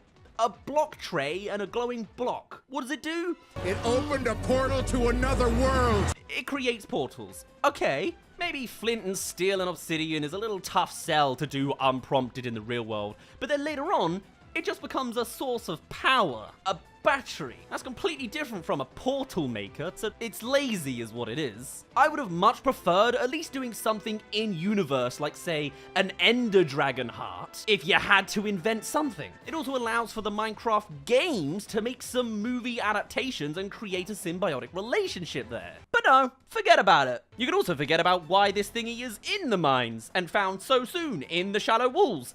Just follow along. Pig house. Kill me now! Weirdly, I think this is about as close as we get to a genuine Minecraft gameplay experience. The progression that most players go through of the dirt house first and all that, yeah, that's nice. Genuinely feels like progression. I sure hope the rest doesn't feel like they're running around semi-aimlessly for the other 100 minutes. So I tamed him with a crusty femur bone. It's at this point that Steve does the Minecraft thing, and it's great. You got the beats, there's mini gag lines like nighttime that happens every 20 minutes, but you'll also come to find that all of this is gonna speed by at an ungodly pace. Also, every time a wolf spawns, there's just gonna be a bone innocuously placed right in front of it for taming. At least this time you could justify it's from the skeletons that were outside his house last night. They could have established that a little harder, but maybe they didn't want to spoil the fire scene. Hey, wait a minute! There weren't any skeletons outside last night. That's all zombies! What the hell? Where did this femur bone come from? We built endless masterpieces. And you know what? I'm starting to notice all the things I really wanted from a Minecraft movie is right here in this prologue. To be tapped upon and then skipped over entirely. A giant creative build in universe? That's awesome! And setting it up now early on to come back to later... Yeah, never mind, we're not doing that. Steve's world disappears. Builds are only decoration anyway. It's not like there's an electric wire system that could be used in future or anything. And the years simply flew by. Huh, I literally didn't even realize his beard turned grey here. Also, why did they do that? Minecraft Steve isn't graying. And does he mean he literally spent years here? Probably. Or does time actually move faster in here? Because we've seen what 6 real-time years can do, and let me tell you, it's a lot more than a single amusement park. There's too many parallels to Jumanji in this movie, it being a cliche and all. So let's assume it's not a time dilation thing. Hell, maybe it's a time freeze, considering old man Miner McGee back there. Who knows where he went? Anyway, a couple of nouns later. Chest, flint and steel. The Nether. Dennis! Led by Malgosha. Oh, of course! Malgosha! Don't you guys remember Malgosha from the games? You know, that one mob, what was it? Piglin Sorceress? Yeah. Actually looking into it, maybe this was a good expansion, actually. There's not really a mob that could take this magical leaderly place, other than maybe a witch, which just looks like a villager. Wardens and withers and the rest of it seem to be kind of specific, so maybe a magic piglin isn't the end of the world here. Not added to the game, though. And no real mage creatures in general, it seems. Odd. And stole back the orb! So, like, this should have been the first Minecraft movie, right? This is a whole narrative bundled up into 6 minutes. Sure, it's a comedy montage, and maybe it can only work like that, but, like, this has a beginning, a middle, and an end. It has the player experience, a clear sense of progression. We can follow along as we establish new Minecraft territory alongside Steve for the first time. And if you must, just give Steve some friends alongside him. Maybe not 4, but hey, we'll see. To bump out the dialogue. Having him have a whole story and then loop back to do a slower version again just makes it feel like a naff sequel movie before the original has even come out. This feels like a Minecraft movie too. Another Minecraft movie. Why did we do this? Why didn't Steve just also run? He clearly has space. Also, if he was caged, even if only briefly, how has Malgosha not used the Orb of Dominance to already open a portal yet? Why did she leave it hanging around? And why can't the piglins use the giant normal portal in the middle of their base? They specifically can in the games. Are we inventing new Minecraft rules as well? Yes, apparently they need nether wart to survive the sun, but also they already have some, so they can pillage at any time, and also nether warts are from the games, and they are also the most basic ingredient to all potions. But hey, I guess it's just the potion now, I guess. Talk about awkward. And that's not even the worst of it. So he ran all the way way back to my house on Earth. What? This is massive! This is the cliffhanger ending to the real Minecraft movie. End it with a teaser of going to the real world and you're set up for the real Minecraft movie too. A mob going into the real world? What are the ramifications of that? How did the wolf know about the real world? And even more, how the hell did he know Steve's address from just words? Does Steve already own a dog? Why the doggy door? And if the years just slip by, then who lives there now? Actually, we'll come to know that. So then did the wolf just intrude on her in this scene, but then they would have cut it all out? I better see that in the sequel. Oh no, I'm getting ahead of myself, because Steve's bedroom is still intact in this scene. The timeline of events just does not make sense. Putting it under my waterbed's a horrible plan. And also, this is so crazy off the wall to just suddenly drop in, I kid you not, 7 minutes into the movie. Took the gaming world by storm. And now the real movie begins. In the cliche ways it has to do.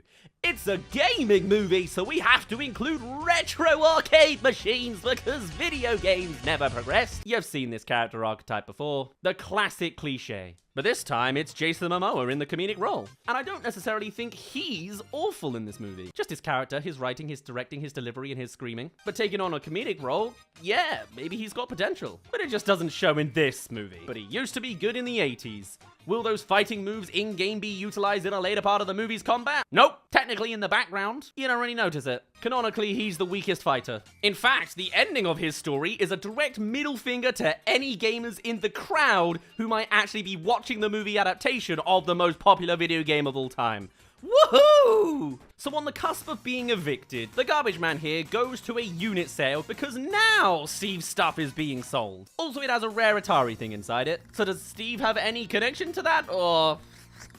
Also, some Minecraft YouTubers are here. We've got $600 over here, got $800 over here. Very cool. No, I do not know them personally. I am horrible at networking. At most, I am 2 degrees of separation away from 3 of them, in different ways. If you count watching Call of Duty montages 15 years ago as an in. Hopefully none of them get cancelled, or this movie will be even more outdated soon. You know what Minecraft YouTubers are like. Stay away from the roleplay ones that aren't AFMAL. Though how thematic on a meta sense this scene is a bunch of Minecraft YouTubers looking to auction off of the property of someone else. Yada yada yada, content farm is in there somewhere. But not to any of the people specifically shown on screen in this movie. I don't mean them.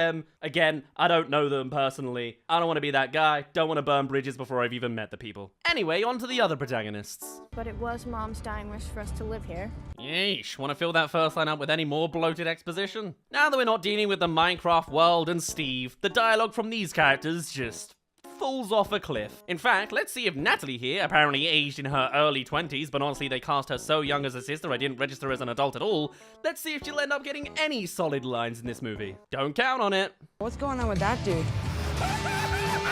Says the boy who doesn't seem to know where he's looking or who he's addressing at with that line. Also along here, we meet our 5th protagonist, Dawn, equally as terribly written. People love working at the potato chip factory. It's fine for now, but soon enough, she's gonna be the most cliche catchphrase woman you could ever invent. To the point it's practically insulting. But I do like the concept, I think, of Natalie's job being a social media manager. At the very least, it's a slightly more mature twang of the influencer dead horse. And it can come with some genuine storytelling if you let it, whilst also being a light gag at the same time. And fitting for a character as young as she is, 38. As for Dawn, this bit here... Real estate's not my only hustle. This is meant to be the establishment that she's the animal person. I wonder if any of that will be utilized well in this movie. Don't count on it. So a few small scenes later has Henry meeting Garrison and the head teacher who mostly just rolls out gag lines. You probably heard that my husband Clemente recently divorced me. And then we're at school, everyone's favorite part of the Minecraft movie. And it's pretty much all so that Henry here can keep giving weird looks to the side because every character is so strange in this town. He's the straight man in the middle of a comedy. The normal one. But also, he can fully build a jetpack on just maths alone using the gear in the school science class. A cliche archetype child role from like the 90s. This is Kevin McAllister tropes. And after one small line to provoke him, So prove it. he does so. I'm not sure if a skeleton mannequin quite counts as maths, but sure. And you know why it goes wrong? Because the 2 bullies cut a wire. So we'll remember that. This jetpack works. If not sabotaged. Boy genius can do anything he puts his mind to. A tenement of Minecraft being put together. Nice. Right? How could they possibly screw that up? All this CGI in this movie, and somehow this is one of the worst looking shots of the movie, even against the green screen crap. It's the source for everything coming together, kinda, and also pretty poorly planted in. One wire makes it careen to the side perfectly like that, and grounds for expulsion? And Henry has Garbage Man's number now? Pretend to be my uncle. No way, I don't do that stuff anymore. Anymore? What the hell does that mean? I think it's time we skip through some of this movie. I am 5 pages in, and we're about 1/5 of the way into the movie, at 44 minutes of recording. This IRL section of the movie is so completely different from the Minecraft part of this Minecraft movie. I've heard arguments that this bit in a bubble actually isn't so bad. You know, it has that same kind of campy comedic tones as the director's other things. And sure, you know, it's fun. Funny, even, in places. Do not follow this orb, even if you're a struggling business owner. But let's just skip to the entrance. They managed to chuck the girls in there too. He's fine. He's just playing in an abandoned mine shaft. Because the not social media manager tech expert was able to GPS to Henry's phone. Does any of this movie not piece together with gum, string, and a dream? Seriously. Who's this guy? Guys, let go! And into the green screen set we go! I'm a sucker for soundtrack adaptations, and then it goes into your classic orchestral rendition like a standard movie would do. Alright. Characters look around, make quips about their observation, Garbage Man jumps ahead with old school video game logic, which I quite like. Must be a quest giver, he says. Not quite sure that's 80s, but sure. Oh, and also... this story beat, I don't know, man. This just opens up all the same questions as when the wolf did it earlier. Why suddenly now, and not at any point sooner? It's entertaining, and that's what it's all about. It'll only get stupider and funnier, I guess, as it goes for sheer absurdity. Perhaps even, this is the best bit of the Minecraft movie, actually. Yeah, just leave from this point on and you'll have the better experience.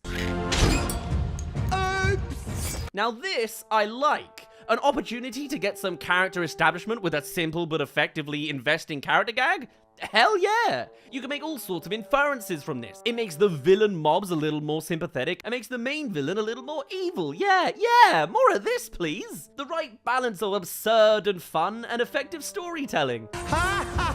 Could work on the convincing evil laugh, though. So Malgosia is informed of the cube's re-arrival, kicking the main plot in motion as she makes Steve get it back for her. For some reason. No flaws in that logic at all. Oh no, okay, she enforces servitude through blackmail. For your little dog's life.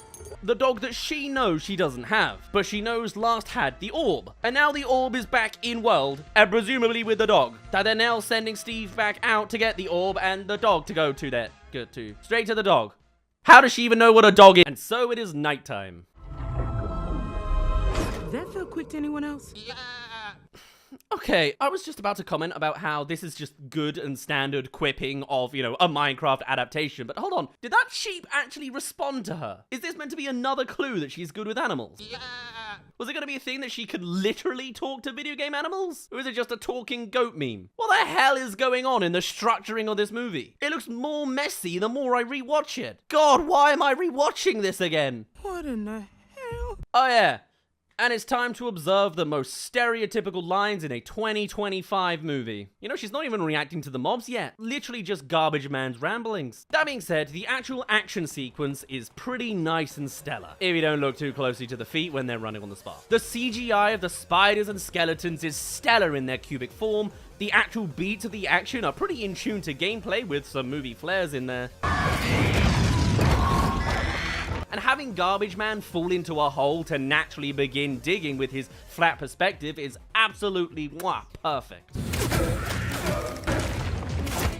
You can bet it's a difficult thing to write that man with only his fist chooses to punch tree, you know? So having him cornered and with an admitted convenient shovel at his feet is probably the best you could logically do. Hey, how about actually punching a tree? Is the movie able to adapt that very well? It's a little choppy. It's more of a crime that Henry immediately builds an eccentric castle tower with none of the time to put into tree demolition. But hey, these are the classic issues a Minecraft writer would fall into. So this movie chooses to just steamroll over it instead.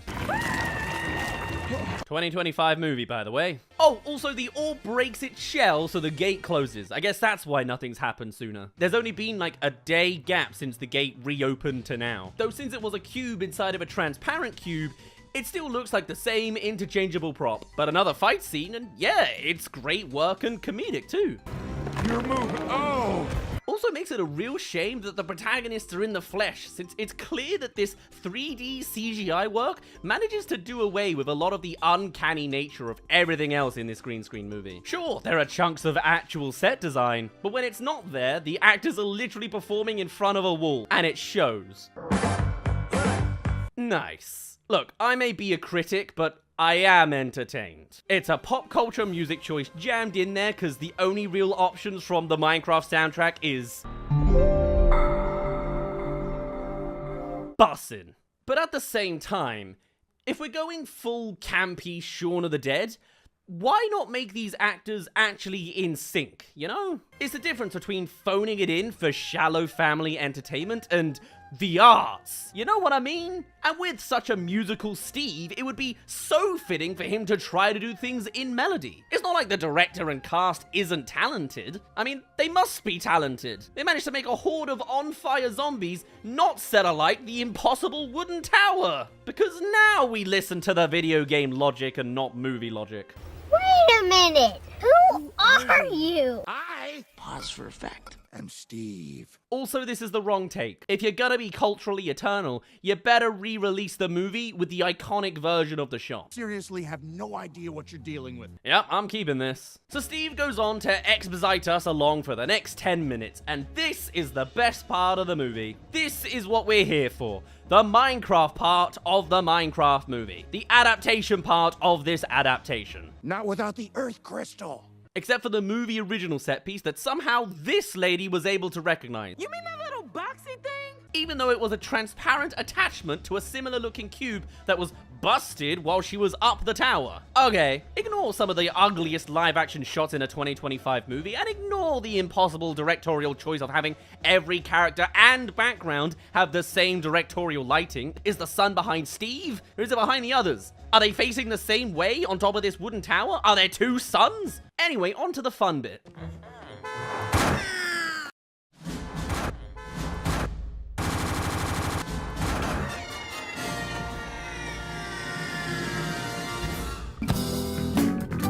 They're the villagers. Crushing a loaf. Legend. Iron golem. Hot lava. Chicken. Lava. Chicken. Lava seated. Lava attack. Mountains. Forest. Shrooms. Stash. TNT. Firework rocket. Boots of swiftness. Diamond armor. Blades. Woodland mansion. Treasures. Ender pearl. Enderman crafting table. Heaven!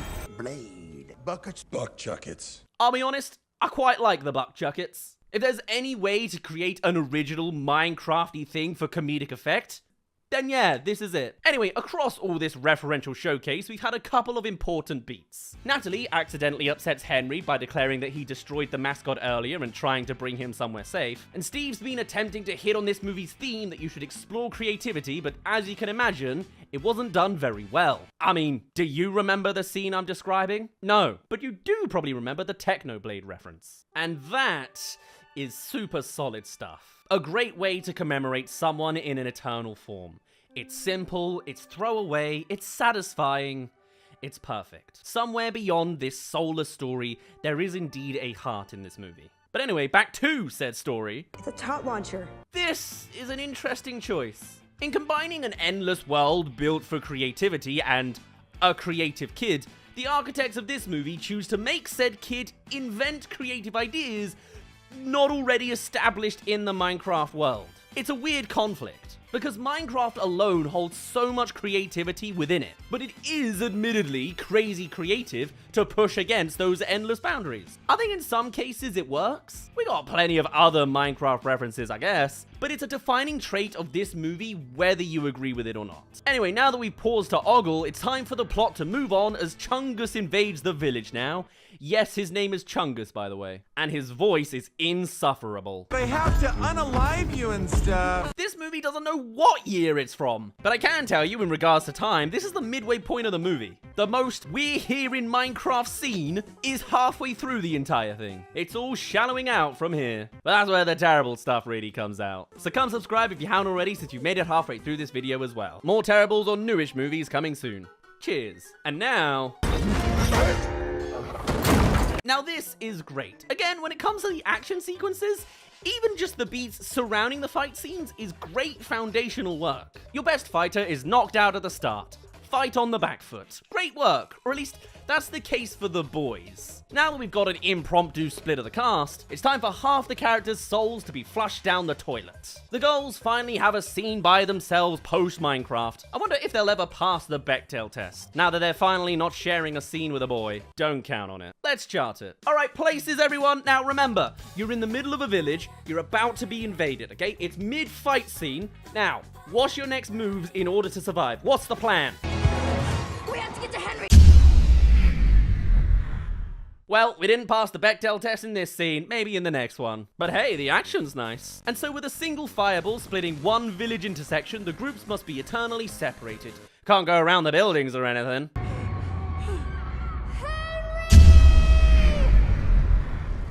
And so the boys head off. Any acknowledgement of the others, or is it a total one-sided investment? Ah, here's one. Garrett, what about Natalie? Leader of the mansion. From here on is actually another solid sequence. All from Elytra wingsuits. From build-up to jump to execution, this is pretty great. It is a little bit 2D green screeny, but when the music kicks in,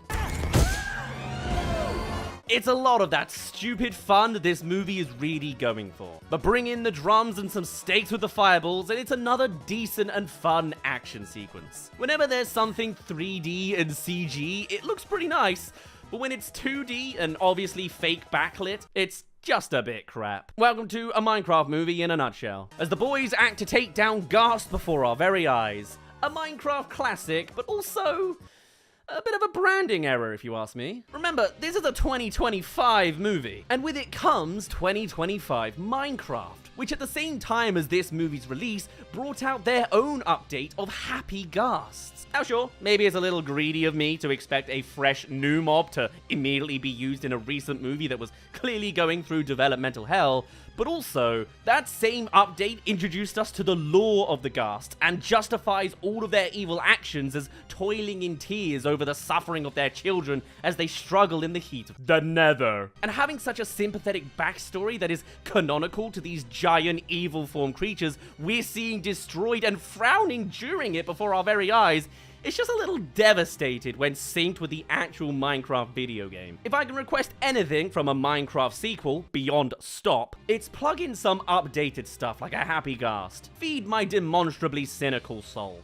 Anyways, the action scene closes out with the growing trend of homoeroticism that this movie is both playing for laughs and playing well. We get the single best gameplay adaptation from game to screen, and that is the water bucket save. No notes, this is exactly what I really want to see from a Minecraft adaptation. Actually adapting the quirks of gameplay onto a cinematic experience. Next time I expect to see stuff like boat into nether lava, nuclear TNT explosions, or spider webbing to avoid the void. You know, the quirky but relatable stuff. That's what makes good adaptations. Pointing out the quirks and being relatable about it. Anyway, back to the girls that have a record Bechdel time. You can really fight, Nat. I have no idea where it came from. There he is!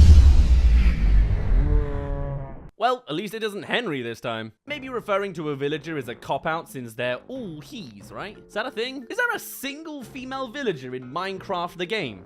Let alone the movie. Oh, never mind. Apparently all villagers are genderless. Interesting. Shame that Natalie has internalized this one as male. Still counts.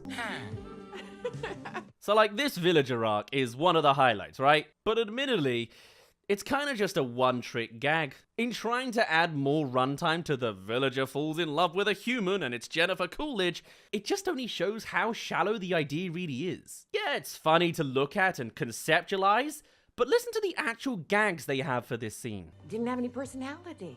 Not like you. That's it. An ironic comment that the villager has a personality.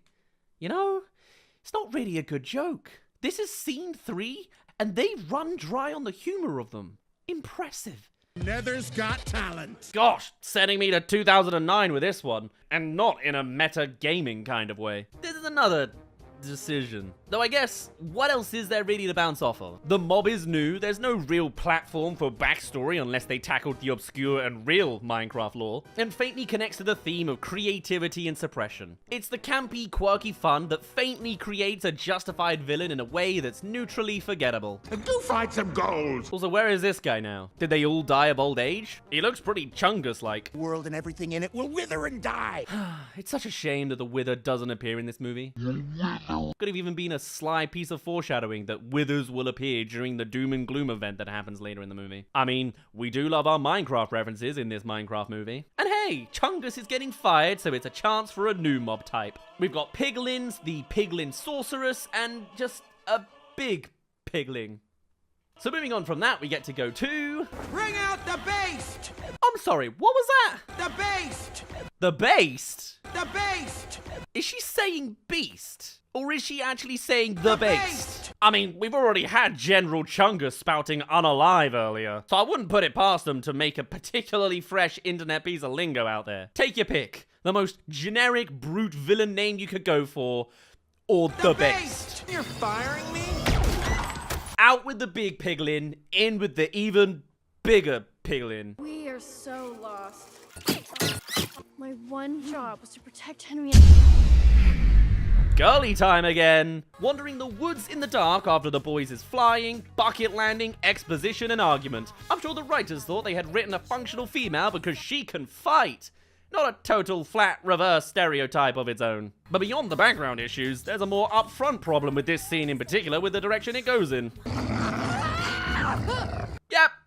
There's Dennis, the real MacGuffin for Steve's motivations, the missing blackmail item for Malgosia, and central piece to stitching this whole movie together at the start. And now it just wanders up to the girls unprovoked. Even the achievement of reuniting is not one to be awarded from efforts or actions. Oh wait, no, there's some action. Since this friendly wolf is uncharacteristically unfriendly right now. This one just needs some TLC. Oh! Okay! So that was there, was it?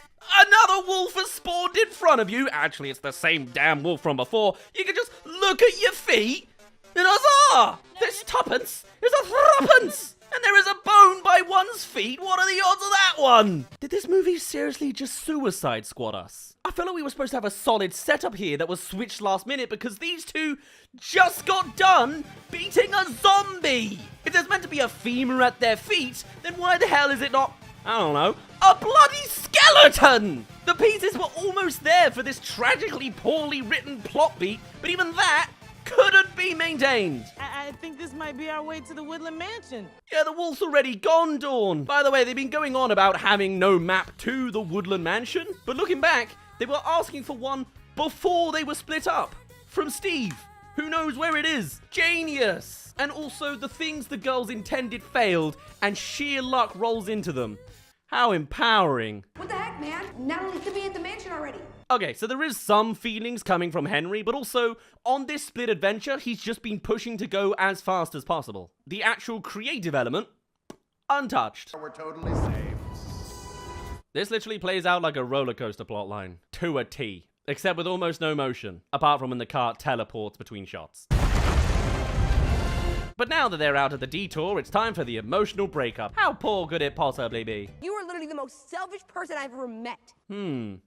This is because Gaga detoured them through the mountains to grab diamonds, instead of heading straight to the goal as soon as possible on the sheer anxiety that his sister might be in danger or not, because they don't know where they are. Didn't kick Henry down or betray the group, just slowed them down slightly for riches. And Gaga's response? I'm a freaking loser.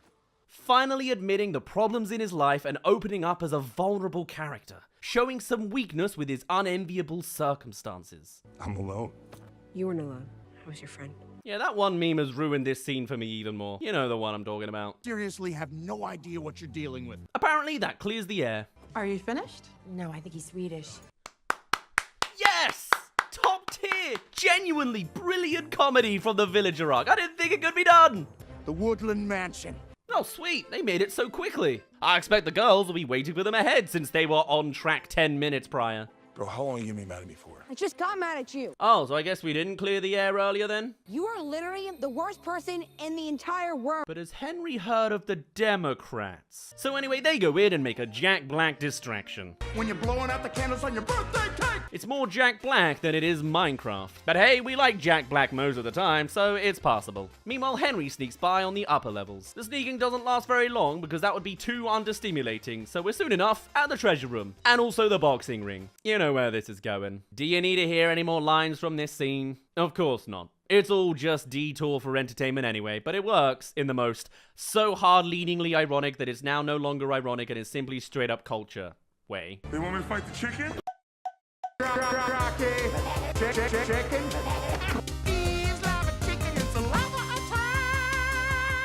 This movie is the lobotomy that will fuel screenwriting through the next recession depression. Fight scene's okay though. It's all a Macho Libre reference, I think. Leans a bit too much on slow-mo, but hey, the camera motions are motioning. Then you have Henry showing off more Minecraft items. Hey, that's literally all we want. And sets up for the finale. The MacGuffin is gotten and we get to another mandatorily fantastic adaptation.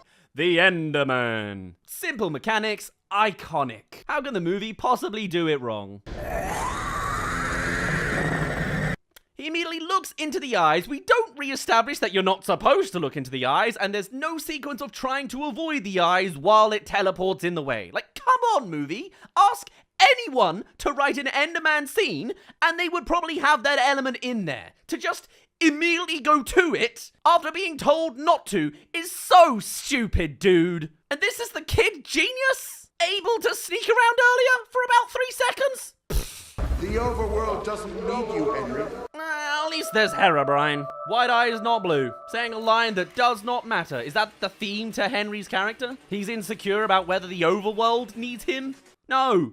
Surely there could have been 3 better examples of insecurities Henry would have over this generic garbage. But that's not even the worst of it. The worst bit is this. What the? He just stops being entranced! Unprovoked! What was it, the fireplace? Is his will so strong that he overcame his insecurities of his creations being dismissed at the end of that dream sequence? What kind of Deus Ex Machina is this? Literally nothing came in to save the day. The Enderman just blinked or something. What is this? Henry then just swings blind and the damn thing never teleports behind him. The end. Covering all the beats this scene does of how you could possibly screw up every aspect of the Enderman experience. No sneaking, no eye avoid, no good thematic insecurities, no reason white eyes, it's a crappy cameo if it is one, no reason unhooked, no fight back, no nothing. Only the CGI brings it together.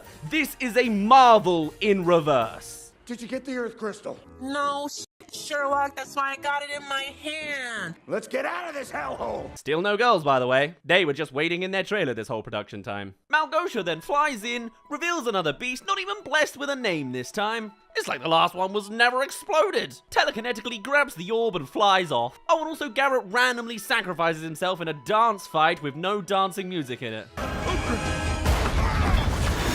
One last dash of a choreographed fight to some music would have been great here. You know, a real 80s send-off for the 80s man. But no, now that we've discovered slow-mo, that's all we're gonna do, baby. Would have been a cool detail if we saw Garrett's body falling from the bridge, but no. Cool details is not what this movie can muster. And so Steve and Henry crash an entire biome away.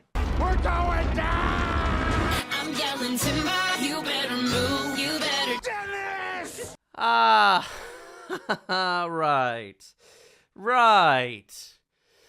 What? How long ago have these two been wandering after this wolf? Oh, it's been 17 minutes of movie. That is 17% of the movie missing. So you're telling me, at midnight, when the boys were back in the mountain redstone mines, that the girls were discovered by the wolf, requested they get taken to the woodland mansions, walked all night, walked through the day, didn't reach the woodland mansions in good time, were an entire biome away, and found the boys and saved them. saving them, by the way, by building a giant mushroom house with, hey, one of the nearby mushrooms from the crashing scene. Don't even get me started on the supplies needed for beds. They dragged the boys up the stairs, maybe over to the mushroom house itself, gave the wolf some distance, planted them in the beds, and only then set the wolf on them to lick them awake. All while done completely off screen so as to not show a single thing the girls have actually achieved is actually witnessed by the millions of female audience members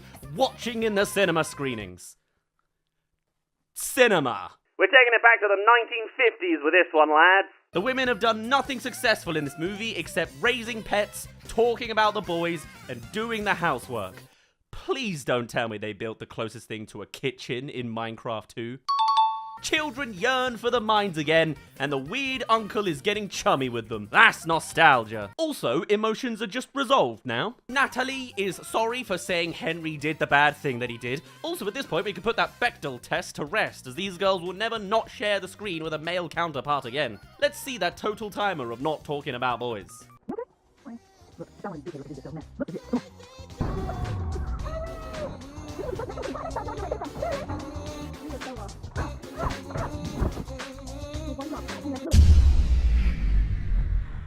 Wow. I know the Bechdel test is a flawed lens for rating movies, but come on, when else is there going to be an opportunity to highlight an example so egregious? And so we're at the finale. Full doom and gloom has hit us. A decent idea, too. Opening the mobs to entering the overworld in full force. It's not in the games either though, so add that to the tick box of not being able to write within the confounds of an endless creative sandbox. But I don't hate it, I guess. First we mine, then we craft. But this is the single most line of all time. It is so lazy, so corny, so stupid. Let's Minecraft! So intentional? This line really was the gamble. The cherry on top of either the best film of all time or the worst. It really works both ways. But I'm gonna say worst, just because it's so contrived. And as you're seeing in this montage, there is no mining! Steve already has it all! Or if they're building in the mushroom house, then we literally only see the homebodies, and even then, look at what they actually craft! They made a wire. A straight line of redstone with TNT and a lever. It's not a craft, it's a line. Oh, there's one. A singular mining shot at diamonds, no less. And the villagers are watching. Are they back at the village base now? What is the timeline of this movie? Go on, bring me the gold! And so the army invades the overworld. Kinda like what they already did before, but on a bigger scale, to destroy all creativity that only Steve really brought in, and also still greed. Got a double dose on that, I guess. Meanwhile, suddenly, there's a great creative move. The protagonists are building an army of iron golems. Now this is actually profound. This is big brain. This is how you do a good finale to a Minecraft movie. What a shame it's not established that there were plans to make them with their words or how to make them, but they did pokedly establish the guy twice, telling about him and then showing about him. And though it's far from perfect, it's a good idea. Nice one, movie. If only you could do more foundational work. Where is that old man from the beginning again? And then to me, they kind of ruin it too. Why was this necessary? Are multiple iron golems not enough? Was there a mandate? Wow. Was there a mandate to use a Minecraft Dungeons item in the main plot? This, to me, feels less like expanding boundaries and more like just outright breaking the sandbox. Inventing IRL portals? Sure. And a MacGuffin to go with it? Okay. Malgosha? I guess no other mobs fit, sure. Bigger piglins? I guess. Buck chuckets? Fun. Tot launcher? Where did that go, by the way? Doom and gloom? Sure. Nether's got talent? You're losing me. But now a swiftness I am golem just feels like the writers are saying that the confines of Minecraft are not good enough to play around with. The sand in this sandbox is too brittle and itchy, so we're gonna throw heaps of it out and spill in our own stuff. And if the creative mode of Minecraft is not enough to tell your Minecraft movie, I gotta tell you, it's a pretty terrible Minecraft movie. And this is the embodiment of that, in slightly faster gear. Ooh. From here though, it's pretty sweet. Let the animation do its thing. There's choreographed beats, character moments, Henry looks incredibly pasted in at some points, as Małgosia goads from up top. The swift Iron Golem getting all the real moments so as to take away from the performance requirements of all the other actors even more. Steve's there in diamond armor, doing Jack Black things instead. What is this? Breakfast? All the while they beat it, stopping the laser beam at the top with the MacGuffin, yada yada yada. Oh, that's back now! I looked it up, Henry drops it back at the Elytra Cliff. But I guess they mine and crafted another? Alright then. Put together though, it is a sweet collaboration of a Tot Launcher, Ender Pearl, Gloom Gate against a new based Piglin versus Swift Iron Golem conflict. The final move, only fueled by 4 out of 5 invented assets for the movie. Butt crack! I got something for you. Yeah, we're roller coasting right now. Big Brute stops in front of Natalie before hitting, stops to turn at a singular voice, and she suddenly has an entire army of wolves on their side because reasons? Again, there's a semblance of a character arc from them as being the animal lover, but it's so fatally established in a chronological way that it's just undeserved. You see it well in reality. There's that one talking sheep moment crammed in there, comments here and there that she knows animals, but otherwise, even when alone with one other person in scenes, she never really talks about herself. Apart from saying she doesn't want to have a bunch of side hustles, we never hear her motivations or developments. She is even less utilized than the Bechdel egg timer. And it's a shame because a better Minecraft movie could have capitalized on it. Gamers approach Minecraft in a variety of forms. Some do mine, while some do craft. But others farm. They grow chickens and pelt them with eggs or make prison cells that breed creepers. And this movie could have leaned more into the different playstyles of all of their player base represented by each of the different protagonist characters. To have everyone seen, and so we could see more of Minecraft in the Minecraft movie. And Dawn could have simply been the animal person. But she has no scenes. She's here to give out her best "what the hells?" and then support the woman looking for a boy. It's an even more egregious character trope, and one that's so outdated for, let me remind you, a 2025 movie with presumably millions of female watchers. Not even a shot in the mine and craft montage that she's doing something different. That would infer a personality. That makes her less desirable than a canonical villager. I don't know why I did that. And there's your fist-raising moment. Garrett's alive and saved Henry too. I want you to jab in the tentacles. Oh man, don't make me bring out the sympathy rant again. So they shoot down the Gloom Gate, so that's just what I'm calling it. I don't even know what it is. It's just a superpowered nether portal, okay. And everyone around them burns and zombifies. We don't really see the zombification. It looks more like just blistering, which is kind of gross. And the humans celebrate against all this brutality. Swift Iron Golem now has the power to uppercut the Beast Piglin sky high, Iron Man up to his height, and then Super Mario Bros him down to the ground because this is a movie, and all is happy. Except for Małgosia with one final scene. No more action, it's back to the campy vibes of only comedy. Do you have a little knife? Come on! Ironically, I feel like it finally found a decent balance right at the end here. Because this was genuine comedy that I think my audience unironically just adored. Perhaps if only the villain could spend more time talking to Steve himself, they could have had more value to them and their scenes. It's just the same as that child piglin at the start of the movie. Małgosia needed better moments to bounce off of someone, but alas, ending time. Time to say goodbye to the world. But I'm gonna go make stuff anyway. And what was the big lesson from Henry? There wasn't one. He didn't seem insecure in his creativity, and he was clearly good at it before.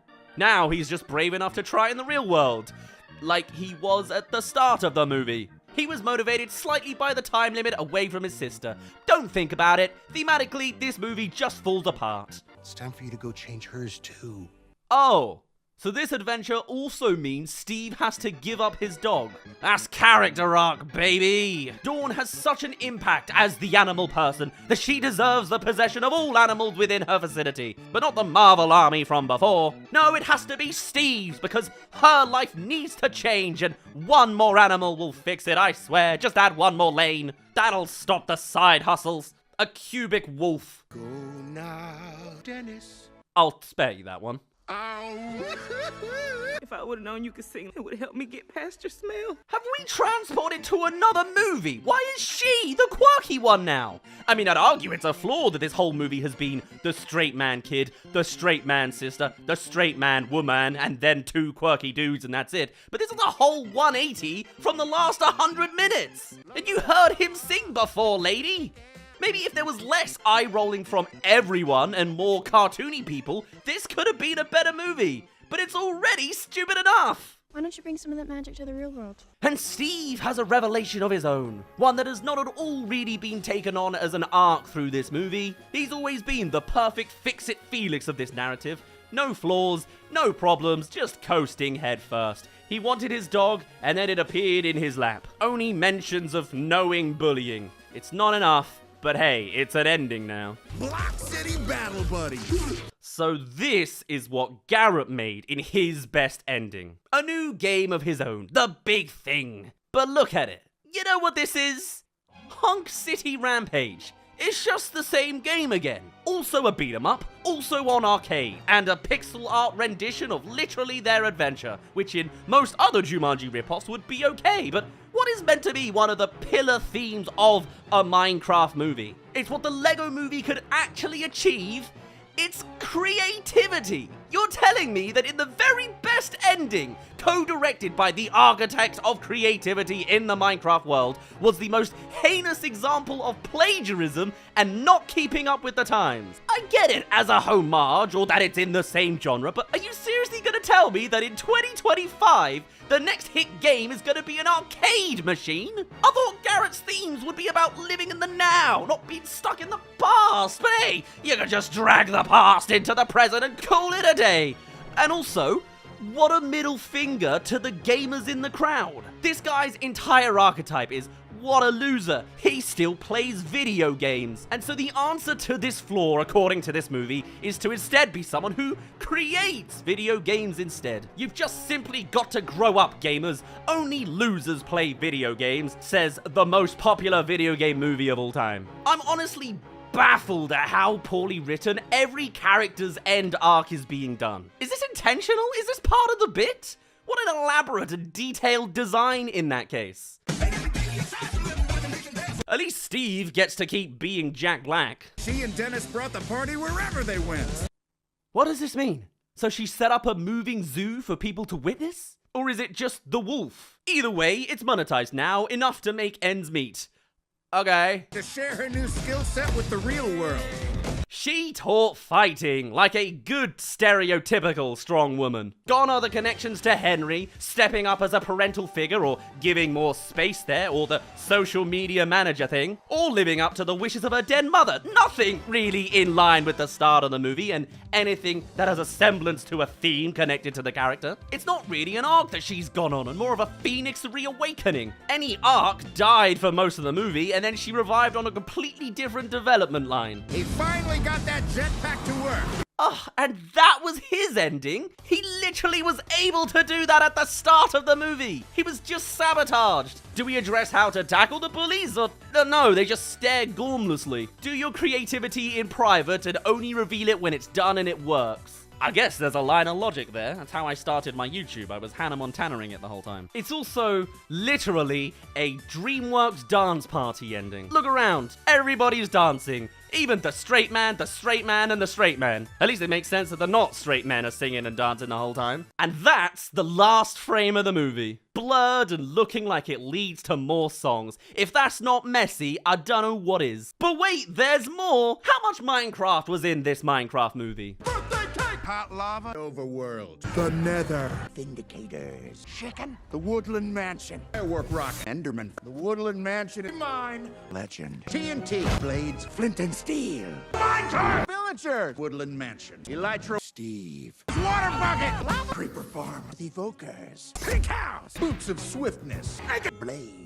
Minecraft, forest, wither mines, diamond armor, loot chamber, ender pearl, chicken jockey, enderman, the nether loaf, redstone, crafting table, lava chicken, iron golem, buckets, the orb, shrooms, mountains, craft, treasures, stash, chest, nether wart, mushroom hut. And how many stereotypical reaction lines did they sneak in there? Oh, yeah.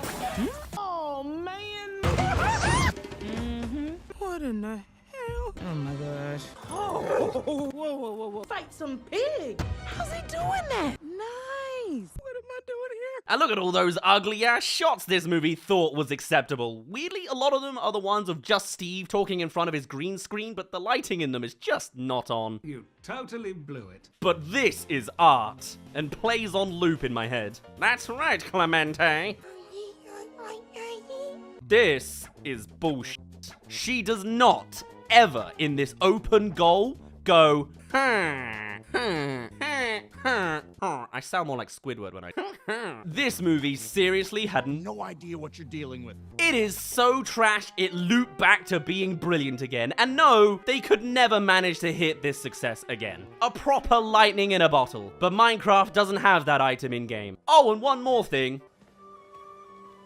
Pause. Timeline check. So Steve left at some undisclosed point when he didn't have grey hair, experiences his entire Minecraft story in the real Minecraft 1 movie. At the very end is captured and sends away his wolf. This giant cubic dog parades through the cat flap and leaves the MacGuffin under Steve's bed while it's still Steve's place. Only then, after this insurmountable undisclosed amount of time, does the house get decommissioned and his room set up to an auction at a storage unit sometime during the beginning of this movie. The protagonists are gone for like, what, 1 or 2 days. The girls never sleep, and just a few Minecraft days pass. Steve comes out, montages with Garrett, and then at some undisclosed point later, Steve goes back home?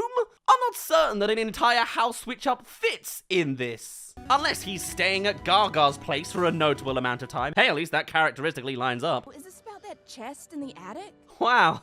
And that's probably the most unrealistic first meet I've ever seen. A man jumps about like that in front of you and you invite him in? Yeah, okay. What are your bets on the celebrity casting for this Alex then? Kate McKinnon is apparently the voice performance, but that's subject to change either way. I hope the quality of another Minecraft movie entirely changes too. Because this is a god-awful piece of trash movie. From thematics, to adaptation, to character, to arc, to presentation, to representation, to green screening, to creativity, to logic, to even jokes half the time, to be honest. The best jokes are the ones they hadn't intended. But I liked the fight choreography and animation. Those came from different departments. And it's all wrapped up into the best case scenario for a movie stuck in development hell. And it shows. So many stranded ideas that almost come together to explain something cohesive, but across the board, it is just a messy splay of Minecraft. And Jack Black. God, can you imagine what this movie would look like if literally anyone else played Steve? It would be untenable. So I guess somehow it still wasn't the most worst terrible Minecraft movie.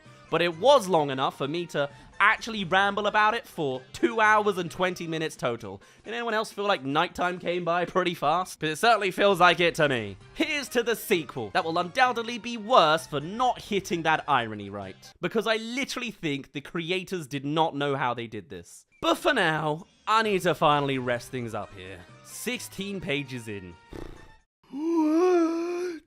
What a surprise, they're making a Minecraft movie too. And it releases on an interesting day, as Warner Brothers have just announced Minecraft Movie 2 and slated it for the same weekend as The Simpsons Movie 2, both currently set exactly for July 23rd, 2027. The Simpcraft movie is real. The Mimesons? That's not as good. There's gonna be merch of Homer as a chicken jockey or something. But this generally has all sorts of interesting implications, as this would mean that the sequel is coming out for a summer slot, unlike the first movie slot in March, which certainly should be interesting to see the results of, as this time they have quite the evident competition with Simpsons, but also the whole summer movie season in 2027. Is it really a surprise that they're making another one of these? I mean, they did call the first one just a Minecraft movie. There can be several. Despite having one of the most dumped on trailers of all time, this thing ended up making over $957 million. One more meme re-release ahead of the next one, and they'll get past $1 billion. It currently stands as the third highest grossing movie of the year behind Lilo and Stitch. And of course, Nerja 2, our new highest grossing animation of all time. This isn't even including the ludicrous merchandise and brand tie-ins that this movie has had across the board. You got Jack Black's photorealistic face on every single toy in sight, Rome pickaxes, fluorescent McDonald's items that looked unsafe to eat. I even got the damn chicken jockey popcorn bucket. He is permanently there, slightly behind the red wire. And forget K-pop demon hunters and their domination of the Billboard 100. Jack Black cracked the UK top 40 singles with Steve's Lava Chicken. A 34-second song, that was. And really, its success is fascinating because in more recent history, a movie box office's success has been swayed by its critical response. Our Rotten Tomatoes score, IMDb era considered. But despite not getting a great critical reaction, Minecraft managed to get people out to see it regardless. They actually managed to hit the so bad it's good mark. Whilst also, I guess, its audiences making up their own minds, so look at that. Kind of harkening back to the old days of the peak of Michael Bay Transformers, where the quality of the movies never really stopped their box office successes. Obviously, with both examples, there's a massive IP behind them, so that would likely be a big deal to their respective generations. But you know, doesn't really work for every movie, so it's a real unstoppable force. This was a massive hit for Warner Brothers, and they have no plans on changing the formula, clearly. We even have the first movie's team all coming back, including director Jared Hess. In fact, the script Hess has planned with Chris Galetta is said to be under wraps, so they've already written the damn thing. Maybe I need to make a dedicated video on every possible thing Jack Black is gonna say in a Minecraft tone, and then try and predict the next chicken jockey. Or they'll just do Chicken Jockey again. This also coincides with the renewal of Pam Abdi and Mike DeLuca as Warner Brothers Studios heads, having initially been on thin ice with David Zaslav earlier this year. But one Minecraft-shaped juggernaut led the charge for 2025, being Warner Brothers' biggest home run in a long time, with 6 or 7 movies in a row now opening to over $40 million.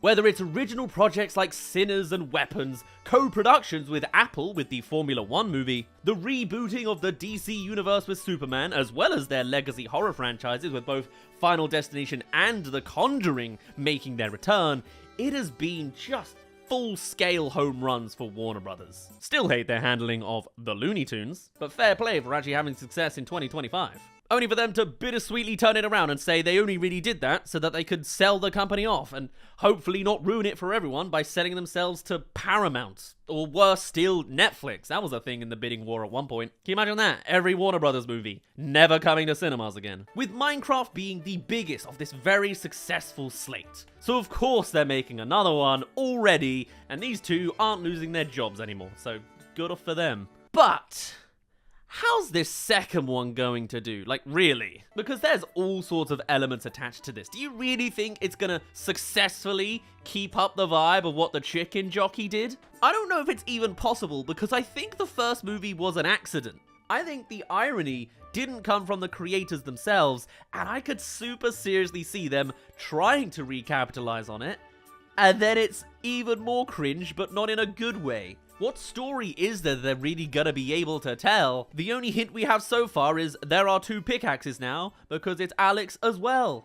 Is Steve just going back to the world at the end? I mean, the narrative clearly doesn't matter. Are they gonna bring the kids and force them into the movie again? Like, what? How? Why? Like, it's already bad enough to try and slap out a sequel for any damn movie, but to try and copy that? I don't know if it can be done right. Can't wait. And all of this to say, at the very same time, if it does stay on the same weekend as The Simpsons 2. It's not so good on that other side either, as they will likely cannibalize each other's chances. You really think they're gonna Barbenheimer those two movies successfully? What's another name they could do? Simpsons Jockey, I guess? I guess there could be something faintly thematic if the Minecraft movie goes to the end, and the Simpsons movie experiences the end. I can certainly see at least the Simpsons marketing playing into that with some fun artwork, even if they move the date slightly. I don't know if it would work the other way around. This is also not the first time that Warner Brothers and Disney have done this exact dance. Because believe it or not, I'm pretty sure Captain America Civil War and Batman vs. Superman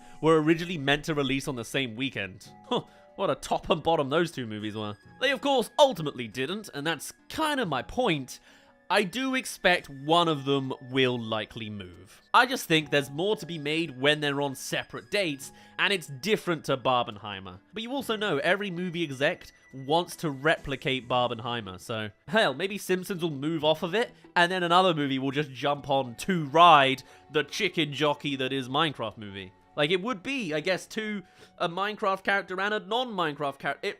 It's writing itself. Oh my god, I'm falling into the marketing already. I can feel the brain cells bleeding out of my ears. Whether it actually happens with the Simpsons movie, I think we'll have to see. I would rather one of them move, but I also can kind of respect the boldness of at least announcing Minecraft 2 on the exact same date. You can bet that would have ruffled some feathers over at the Mouse House. On a sort of similar note as well, I'm kind of curious to see how exactly things like the Super Mario Galaxy movie next year is going to do, as I think the first one kind of similarly has that lightning in a bottle effect of the novelty of this thing being adapted might make the sequel a little bit less impactful, potentially.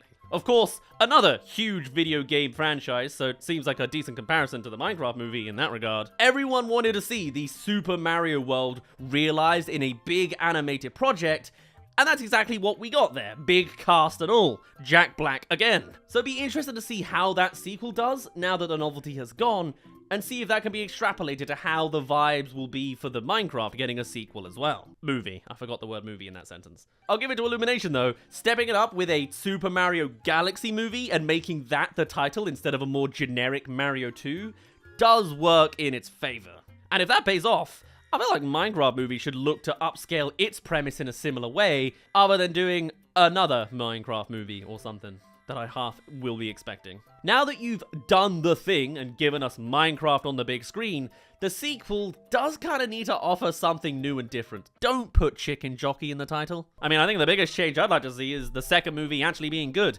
You know, I made and wrote a proper pouring my heart out video of a 1 hour terrible on the Minecraft movie, super copyright blocked by Warner Brothers. So I guess that's lost media and only my favorite project that I made this year. So catastrophic shame on that front. I'll see what I can do in future. But as much as it is terrible from a narrative perspective, I do quite enjoy the glorious mess that is the first one. And they could definitely do much better considering the on-screen talent involved and the universe that we're now familiar with. I'm just hoping that this under-wrap script has been turned around quickly due to a solid idea and not just rushed together to get this thing made, you know? Because they have every reason to think, wow, we almost made $1 billion with that movie. No effort required around here. Slap it together again, you know?